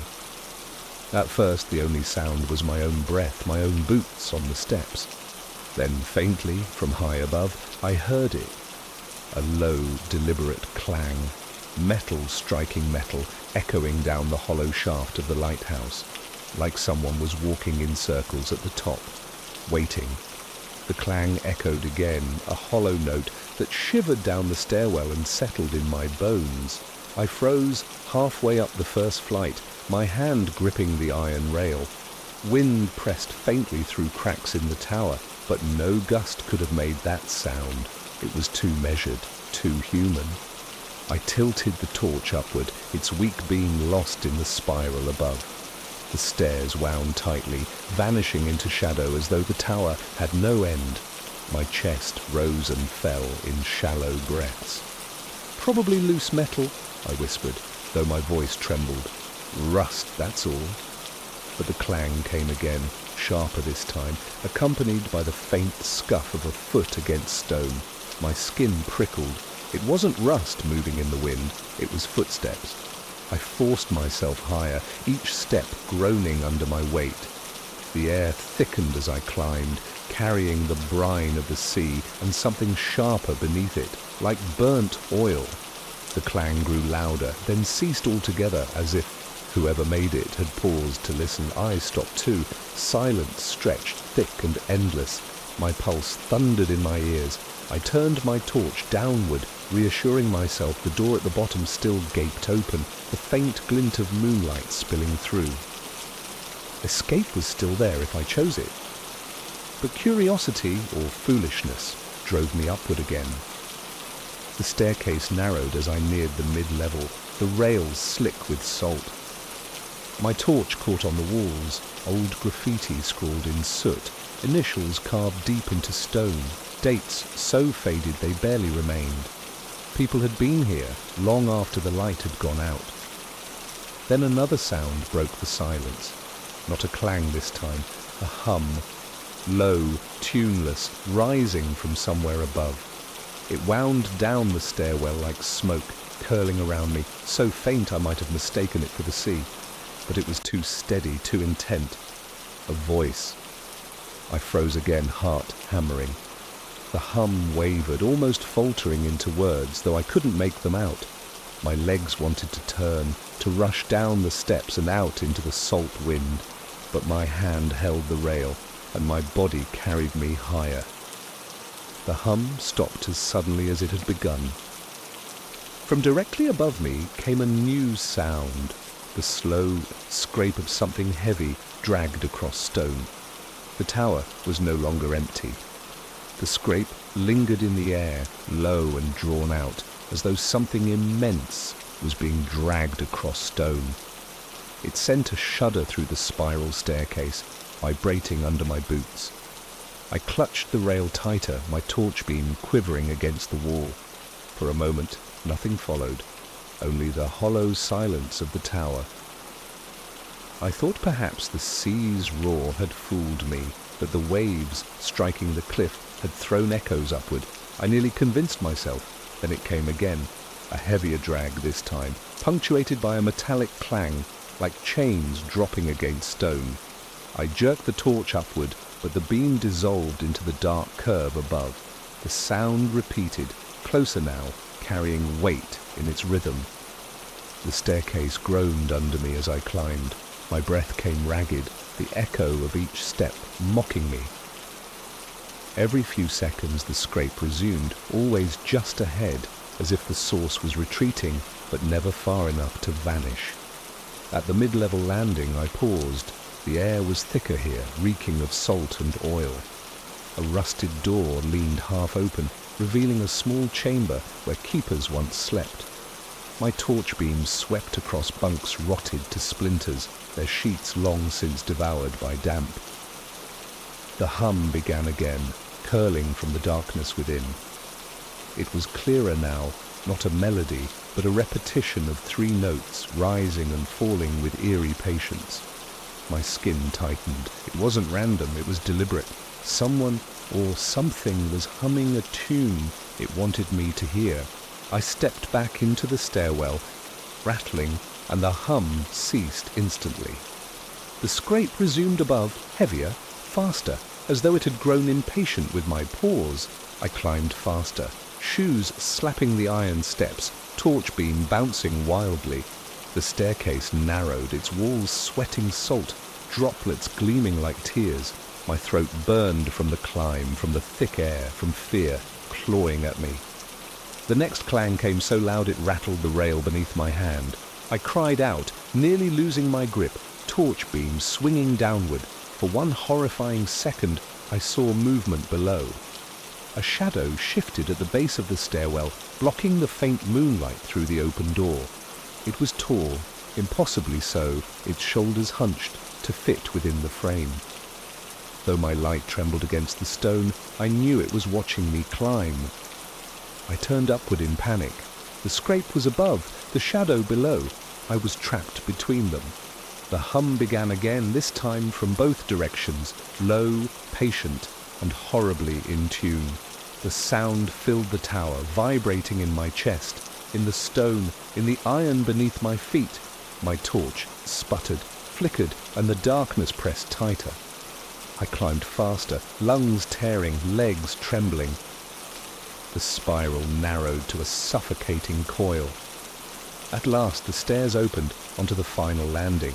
The hatch to the lamp room loomed above, its edges glowing faintly with moonlight. The scrape ended. The humming fell silent. I reached for the hatch, but before I could touch it, something from below struck the steps with a force that shook the entire tower. The lighthouse had woken. The entire staircase quaked, as if the tower itself had taken a breath. Dust rained from the stone, and my knees buckled beneath me. I clung to the rail, staring down into the dark spiral below. Something was moving up the stairs. The scrape had become a steady rhythm, iron on stone, dragging with each step. The humming accompanied it, deeper now, no longer faint, but filling the tower, echoing from wall to wall. It grew clearer with every second, no longer tuneless, but shaping itself into words I couldn't understand, a language older than the stones themselves. I staggered to the hatch above, forcing my body upward. My fingers scrabbled at the rusted latch. It resisted, stiff, with decades of salt and neglect. The humming rose, now layered with a second voice, higher, joining the first in a dissonant duet. The steps below rang louder. Something vast climbed closer, dragging weight that shook the spiral. The latch gave at last. I shoved the hatch open and pulled myself into the lantern room. Moonlight flooded the chamber through shattered panes. The great lamp stood broken, its glass scattered across the floor. Rusted gears jutted from its base, and the air smelled of salt, iron, and burnt oil. For a moment I thought I was safe. The open space felt liberating after the suffocating stairwell. I leaned against the broken frame, gasping. The sea spread black and endless beyond the glass, waves hammering the cliff below. Then the humming rose again, this time inside the room. I spun, torch beams slicing across broken machinery and empty corners. Nothing moved, but the sound was here, impossibly close, vibrating through the floor, the walls, the air itself. The hatch slammed shut behind me. I lunged for it, but the rusted iron wheel twisted on its own, locking tight. My torch flickered in my hand as though the light itself was afraid. A clang rang out across the lantern room. I turned sharply. One of the gears, unmoved for decades, shuddered and spun a fraction, then stopped. Another followed, grinding against its rusted teeth. The broken lamp groaned, shards of glass trembling where they lay. And then I saw it. The reflection. In the jagged shard at my feet, a figure loomed behind me, tall, hunched, its form blurred, as though the glass itself recoiled from showing its face. A wide shape on its head, like a sailor's cap, or perhaps a crown of iron, tilted toward me. I spun, but the lantern room was empty. The humming swelled into a chorus, countless voices layered on one another, circling me. The gears rattled harder, the broken lamp juddering in its frame. My chest tightened, as if invisible hands pressed against my ribs, syncing my heartbeat with the rhythm of the sound. The shard at my feet cracked, splintering further. In its last glimmer of reflection, I saw the figure again, closer this time, its faceless head lowering toward mine. The humming fell silent, leaving only the sea's roar. And then, directly behind me, a voice whispered, clear and deliberate, "Turn." I refused to obey. My muscles locked, every instinct telling me that to turn would mean surrendering to whatever stood there. My breath came shallow, torchlight trembling across the broken gears. The voice didn't speak again. Only silence followed, thick and crushing. I waited, seconds stretching into what felt like hours, until at last I dared to move. I spun in one swift motion, torch flaring across the room. Nothing. The lantern room lay empty, the hatch still sealed, the sea beyond pounding its endless rhythm against the cliffs. My pulse thudded hard, but relief, fragile and wavering, crept in. Perhaps the whisper had been in my mind, born of exhaustion and fear. I slumped against the wall, pressing my palms into the cold stone. The torch steadied in my grip. "It's gone," I muttered, my own voice brittle but comforting. "There's nothing here." Minutes passed. Nothing stirred. The gears stood still, shards of glass catching moonlight like pale stars. The air remained heavy with salt, but it no longer seemed to choke me. Slowly the fear dulled into exhaustion. I told myself I would wait for dawn. The first light would guide me back down the cliff path, away from this cursed place. I sat on the floor, legs folded, torch beside me, listening only to the sea. At last, the exhaustion won. My eyelids lowered, each blink longer than the last. The hum of the ocean lulled me towards sleep, its rhythm softer than the sounds that had haunted me below. I might have drifted for minutes, or for hours. But when my eyes snapped open again, the lighthouse had changed. The torch was out. The moonlight through the broken panes had dimmed, choked by mist rising from the sea. The lantern room swam in half-dark, shadows moving in the fog like pale figures. My heart slammed into my throat. And then I realized it was silent. Not just the room, but the world. The sea's roar was gone. The waves had ceased. Even the wind had fallen still. I scrambled for the torch, flicking the switch with trembling hands. It sputtered, weak but alive, spilling a narrow beam into the fog. The gears moved again, slow at first, groaning against their rust, then faster, clattering as though someone had wound them with furious hands. The shards of glass trembled and danced across the floor. And from the center of the broken lamp came the sound of breathing, deep, steady, deliberate. The relief I had clung to shattered. I was not alone. The breathing swelled until it drowned the silence, each inhale rattling like waves dragged over stones. I staggered back from the broken lamp, torchlight trembling across the fog-filled room. The air thickened, damp and salt-heavy, sticking to my throat. Then the humming returned. It seeped from the shattered lamp, no longer faint, but booming, layered with voices that rose and fell in jagged harmony. The gears spun violently, showering rust and sparks. The whole tower seemed to shudder, as though the lighthouse itself had awoken from its long sleep. I lunged for the hatch, wrenching at the iron wheel. It refused to budge. The humming deepened, vibrating through my bones. My own heartbeat faltered, sinking unwillingly with the rhythm.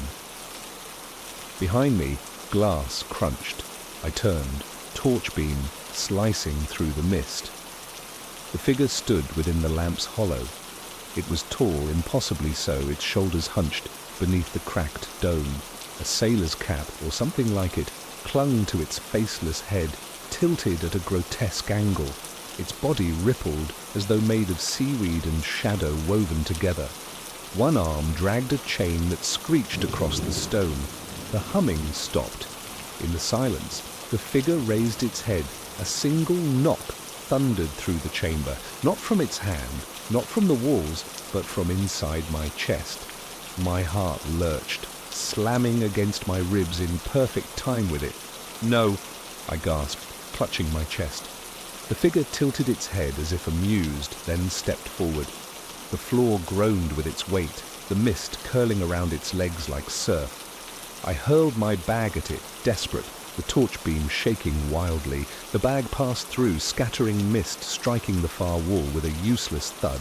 The figure lunged. I dropped flat as its chain whipped past, smashing into the gears, sending shards of rust and glass flying. I scrambled across the floor, hands bleeding, reaching again for the hatch. My fingers tore at the wheel, muscles screaming. It turned. The hatch creaked open, spilling the spiral below into view. I hurled myself down the steps, sliding more than running, the clang of chains and the thunder of pursuit shaking the walls behind me. The staircase seemed endless. Each step echoed with two sounds, my ragged breaths and the heavy, deliberate stride that followed. I risked a glance back. The figure was descending too, but not with feet. It slid, its form smearing against the stone, its cap always level as its faceless head turned toward me. I screamed, stumbling faster, nearly tumbling. The bottom at last came into sight, moonlight glinting through the crooked door. Freedom. I burst into the base chamber, slamming against the door.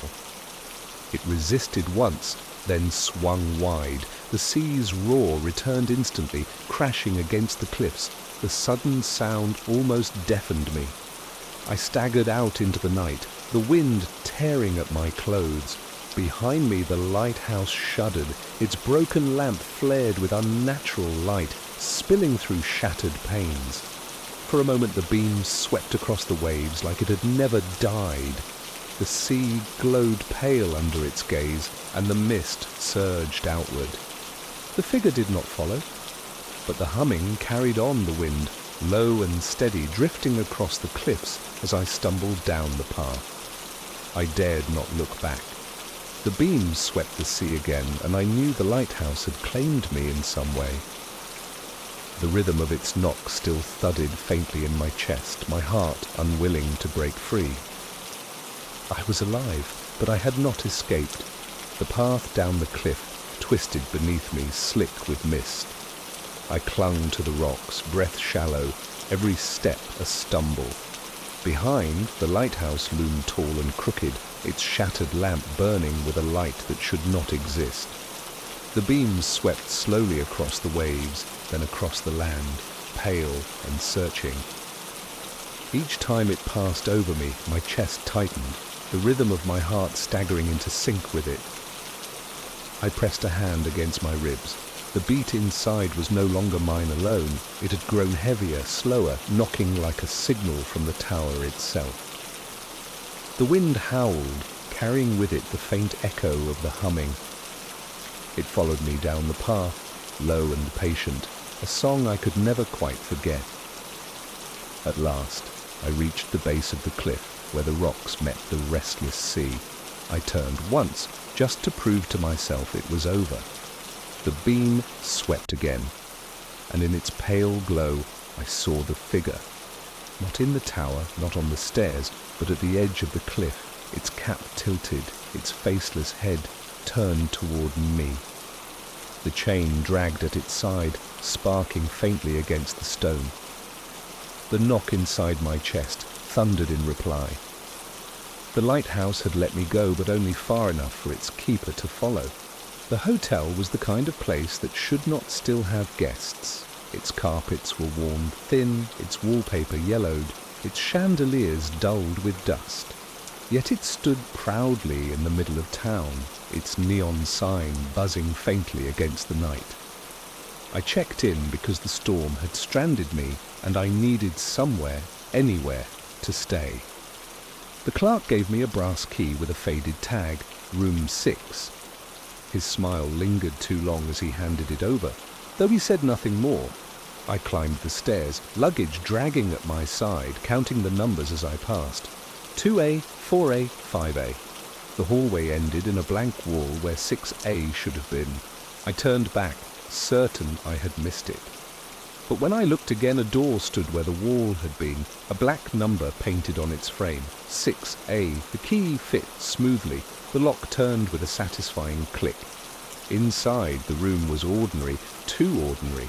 A single bed, a wardrobe, a desk with a mirror above it. The kind of room built for sleep and nothing more. But the air carried a faint sound, a soft tapping, as though someone inside the mirror was knocking to be let out. I froze in the doorway, luggage still in my hand. The tapping continued, steady and patient, like a fingertip striking glass. My torch wasn't with me this time, only the weak bulb above the desk, humming faintly with electricity. The mirror reflected the pale light, though its surface seemed darker than the room it showed. I set the luggage down slowly, eyes fixed on the glass. Pipes, I whispered to myself. Old hotel. Must be pipes, but pipes don't knock in rhythm. I stepped closer, the carpet soft beneath my shoes. The mirror's frame was brass, tarnished green with age. My reflection wavered in it, not distorted, just faint, as if the glass resisted holding me fully. The tapping stopped. I leaned in, breath fogging the surface. For a moment, nothing. Only my reflection, pale and wide-eyed. Then the glass shuddered, as though struck from the other side. I stumbled back, heart hammering. The bulb above buzzed louder, flickering. The wardrobe creaked behind me, wood shifting like something stirred inside. I spun, yanking the door open. Only empty hangers swayed gently, as though disturbed by a recent touch. The smell of dust and mothballs clung to the air. I slammed it shut and turned back to the mirror. My reflection stared, matching my panic perfectly. Too perfectly. Every movement was mirrored a fraction too late, as though the glass were a window, not a reflection. I backed toward the bed, sitting hard on its edge. The mattress sagged with a tired groan. My hand brushed the bedside table, where a Gideon Bible lay, cover warped with damp. Beneath it, etched faintly into the wood, was a message. Don't answer the knock. My mouth went dry. I reached to touch the words, tracing the grooves with my fingertips. They were old, cut deep, perhaps by another guest. The tapping resumed, not from the mirror this time, but from the door I had locked behind me. 3 sharp raps, perfectly spaced. My reflection smiled. The smile in the mirror froze me in place. It wasn't wide, nor grotesque, just wrong. My lips had not moved, yet the reflections had. The bulb overhead flickered again, buzzing in frantic bursts before steadying into a weak glow. The knock at the door came again. 3 beats, deliberate. I didn't move. The words carved into the bedside table rang in my mind. Don't answer the knock. I clutched the brass key, still in my pocket, as though it might anchor me to something real. The knocking stopped, and I dared to breathe again. But silence in this room was worse than noise. From the mirror, a new sound emerged, a faint scraping, like nails dragged gently across glass. My reflection raised its hand, slowly, too slowly. A beat behind me, its fingers pressed against the inside of the mirror, tracing faint lines I couldn't feel. I whispered, "This isn't real." The reflection's mouth formed the same words, but my voice came from the mirror. I leapt from the bed, the Bible clattering to the floor. My chest heaved, throat raw. The mirror stayed still now, my reflection gazing back at me innocently, but the echo of my own whisper lingered in the room as though someone else had spoken it. Then the wardrobe creaked again, louder this time. Its doors rattled in their frame, hangers clattering together as if shaken by invisible hands. I backed into the far corner, every nerve screaming to flee, but the door remained locked, the hallway beyond unreachable. The tapping returned, not at the door, not at the mirror, but from beneath the bed. I froze, blood turning cold. The sound was lighter, quicker, as though fingertips drummed impatiently against the wooden frame. My knees buckled, and I slid down the wall, eyes fixed on the dark gap beneath the sagging mattress. The hangers fell silent. The mirror dimmed. All that remained was the tapping under the bed. I forced myself forward, crawling on trembling hands, my ear close to the floorboards. The noise stopped instantly, leaving me in choking silence. And then, breath. A slow inhale, exhale, rising from the dark space inches from my face. I staggered back, choking on a scream, slamming into the desk. The mirror rattled violently, though I hadn't touched it. My reflection stayed still, but behind it, faint shapes stirred like shadows moving in another room entirely. The bulb burst overhead, plunging me into black. The only sound left was the knock. Not from the door, not the bed, not the mirror, but from inside the walls surrounding me. The walls trembled with each knock, the rhythm spreading through plaster and wood like veins of sound. I pressed myself against the desk, torchless, blind in the dark. My breath tore at the silence, ragged and loud, until I realized I wasn't the only one breathing. There was another, a low rasp, uneven, pulling air as though through wet cloth. It came from everywhere, behind the wardrobe, beneath the bed, inside the mirror. I clamped my hands over my ears, but the sound seeped straight into my bones. The mirror flared, not with light, but with motion. My reflection had returned, faint and pale, standing as I crouched. But it no longer matched me. Its head tilted slowly too far until its neck bent at a grotesque angle. Then it stepped forward, not in the room, in the glass, its hands pressed flat against the surface, palms stretching unnaturally long. Cracks spidered through the mirror beneath its touch, thin white veins racing outward. I cried out, scrambling back onto the bed, though the frame sagged and groaned beneath me. The knocks grew louder, sharper. Now they came in threes, echoing the same deliberate rhythm from every wall at once. The wardrobe doors burst open, hangers clattered to the floor as something unseen shoved them aside. The space beyond was too dark, too deep, stretching further than the shallow wardrobe should allow. I saw nothing inside, only black, breathing. I grabbed the Bible from the floor, clutching it like a weapon. My throat cracked as I shouted, "Stay back!" My voice was swallowed instantly, as though the room itself devoured sound. The reflection in the mirror grinned. Teeth this time, too many. The knocks reached a crescendo, then silence. The room held its breath, so did I.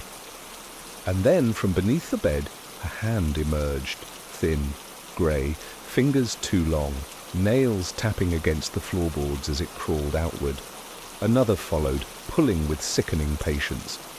I scrambled back until I hit the headboard, the Bible shaking in my hands. The thing's face slid into view, a pale imitation of mine, features blurred as if smudged by water. Its mouth opened, but the sound that came out was not a voice. It was the knock. 3 beats, echoing directly from its throat. The mirror shattered, spraying shards across the room. My reflection stepped free of the glass, teeth bared in a smile that did not belong to me. The wardrobe yawned wider, its dark insides pulsing as though alive. The room was no longer a room, it was a trap, and it had finally closed. The pale imitation of me crept further out from beneath the bed, joints cracking with each movement. My throat locked. I hurled the Bible at it, the book striking its chest with a dull thud. For a moment the figure jerked back, the knock in its throat stuttering into silence. I seized the chance. I bolted for the door, fumbling with the lock. My hands shook so hard I nearly dropped the brass key, but the mechanism turned easily. The door swung wide onto the corridor, and I stumbled out, gasping. The hallway was quiet. Too quiet. The yellowed wallpaper, the worn carpet, the dim sconces humming with weak light. Ordinary, almost welcoming after the madness inside. I slammed the door shut behind me, chest heaving. Silence. I stood there, waiting for pursuit, for a hand to reach under the crack, or a shadow to spill from the keyhole. Nothing came. The air seemed lighter here, free from the choking damp of the room. I laughed, too loud, too brittle, covering my mouth with a trembling hand. "It's over," I whispered. "I'm out." I staggered down the hall, glancing back once. The door was gone. Where room 6A had been, there was only blank wall, faded wallpaper stretching unbroken. My stomach twisted, but the relief still held. Whatever I had unleashed, I had left it behind. I descended the stairs, each step groaning beneath me. The lobby glowed faintly with lamplight. The clerk still sat at the desk, head bent over a ledger. He looked up as I approached, his smile too familiar, too wide. "Couldn't sleep?" he asked, voice smooth, as if nothing at all had happened. I opened my mouth to speak, but the words failed. My lungs still heaved, my body still trembled. But here, in the glow of the lobby, it seemed absurd to tell him. A nightmare, I told myself. Just a nightmare. The clerk's eyes lingered too long. He tapped the pen against his book in a rhythm. 3 sharp beats, knock, knock, knock. My heart froze. I backed away, shaking my head. "No," I whispered. But he only smiled wider. "We don't usually give out that room," he said softly, leaning forward. "Strange that you found it at all?" Relief shattered into dread. The sound returned, not in the lobby, not in the hall, but inside my chest. 3 heavy knocks echoing my heartbeat. I realized I had never left the room. The hotel had only made me think I had escaped. The clerk's smile froze in place, his pen tapping the same 3-beat rhythm that thundered inside my chest. I stumbled backwards, colliding with a chair in the lobby. The lamps flickered once, twice, then dimmed to a sickly yellow glow. "This isn't real," I muttered, clutching my ribs as if I could muffle the knock within me. My voice sounded distant, hollow, as though it belonged to someone else. The clerk rose from behind the desk. His form seemed taller now, stretched, his shadow spilling across the floor in unnatural shapes. His head tilted, mirroring the reflection I had seen in the mirror upstairs. The lobby door to the street loomed behind him. Salvation. I bolted toward it, legs burning, but the carpet beneath my feet shifted like sand. Each step dragged me slower, as though the hotel itself had decided I would not leave. The clerk's voice followed, deeper now, layered with others. "You shouldn't have answered." I slammed into the glass doors, pushing hard. They opened onto blackness, no street, no storm, just a void swallowing the world outside. Panic clawed at my throat. I turned back. The lobby was gone. I stood once more in room 6A. The mirror loomed on the wall, whole again, its surface faintly glowing. My reflection smiled from within, lips moving though mine did not. The wardrobe stood open, hangers swaying, shadows crawling deeper than darkness should allow. The knock boomed through the room, shaking the bed, rattling the walls. My heart faltered, then synced again with its rhythm. Each beat stole more of me. "No!" I screamed, tearing the Bible from the floor where it still lay. The carved warning on the table glared back at me. "Don't answer the knock." But it was too late. The reflection raised its hand. Mine did not. It pressed its palm to the glass, teeth bared in a grin that split too wide. The mirror cracked, splintering like ice. The wardrobe yawned open. From the black inside, pale hands reached, clawing at the frame, dragging themselves outward. I staggered back, lifting the Bible high. "You don't belong here." The words tore from me, half prayer, half defiance. The room shook violently. The knock rose into a deafening roar, every wall splintering under its force. The mirror shattered fully, shards spraying like knives. My reflection stepped free, taller, thinner, faceless now. Its chest rose and fell in time with mine, as though it had stolen the very rhythm of my breath. It lunged. I hurled the Bible at its chest. For the briefest instant, light flared from its pages, harsh, searing, white. The figure shrieked, a sound like glass grinding on stone. The wardrobe slammed shut, splinters flying. The reflection convulsed, collapsing into a scatter of shards that dissolved into dust. The room felt silent. I collapsed onto the bed, gasping, every muscle burning. The mirror lay in ruins, the wardrobe sealed, the walls still. Slowly, the knock within my chest faded, leaving only my own frantic heartbeat. I was free. The key to room 6A lay on the floor beside me. I picked it up with shaking hands, staring at its brass tag. My reflection stared back faintly in its polished surface. This time, it did not smile. I stumbled to the door, pulling it open. The corridor stretched ahead, empty and dim. I stepped out, closing the door behind me. When I turned back, there was no door at all, only wall. The corridor stretched ahead, silent and endless. My legs shook as I forced myself forward. One step, then another. The brass key still clenched in my hand. The sconces buzzed faintly, their weak light barely pushing back the dark. I reached the stairwell, the familiar creak of its steps oddly comforting. But as I began to descend, the air grew colder, heavier. My breath foamed before me, twisting into shapes that dissolved too quickly. Halfway down, I paused. The lobby should have been visible below. Instead, the staircase ended in a wall. No doors, no desk, no clerk. Only faded wallpaper, blank and silent. I turned back. The corridor above had vanished.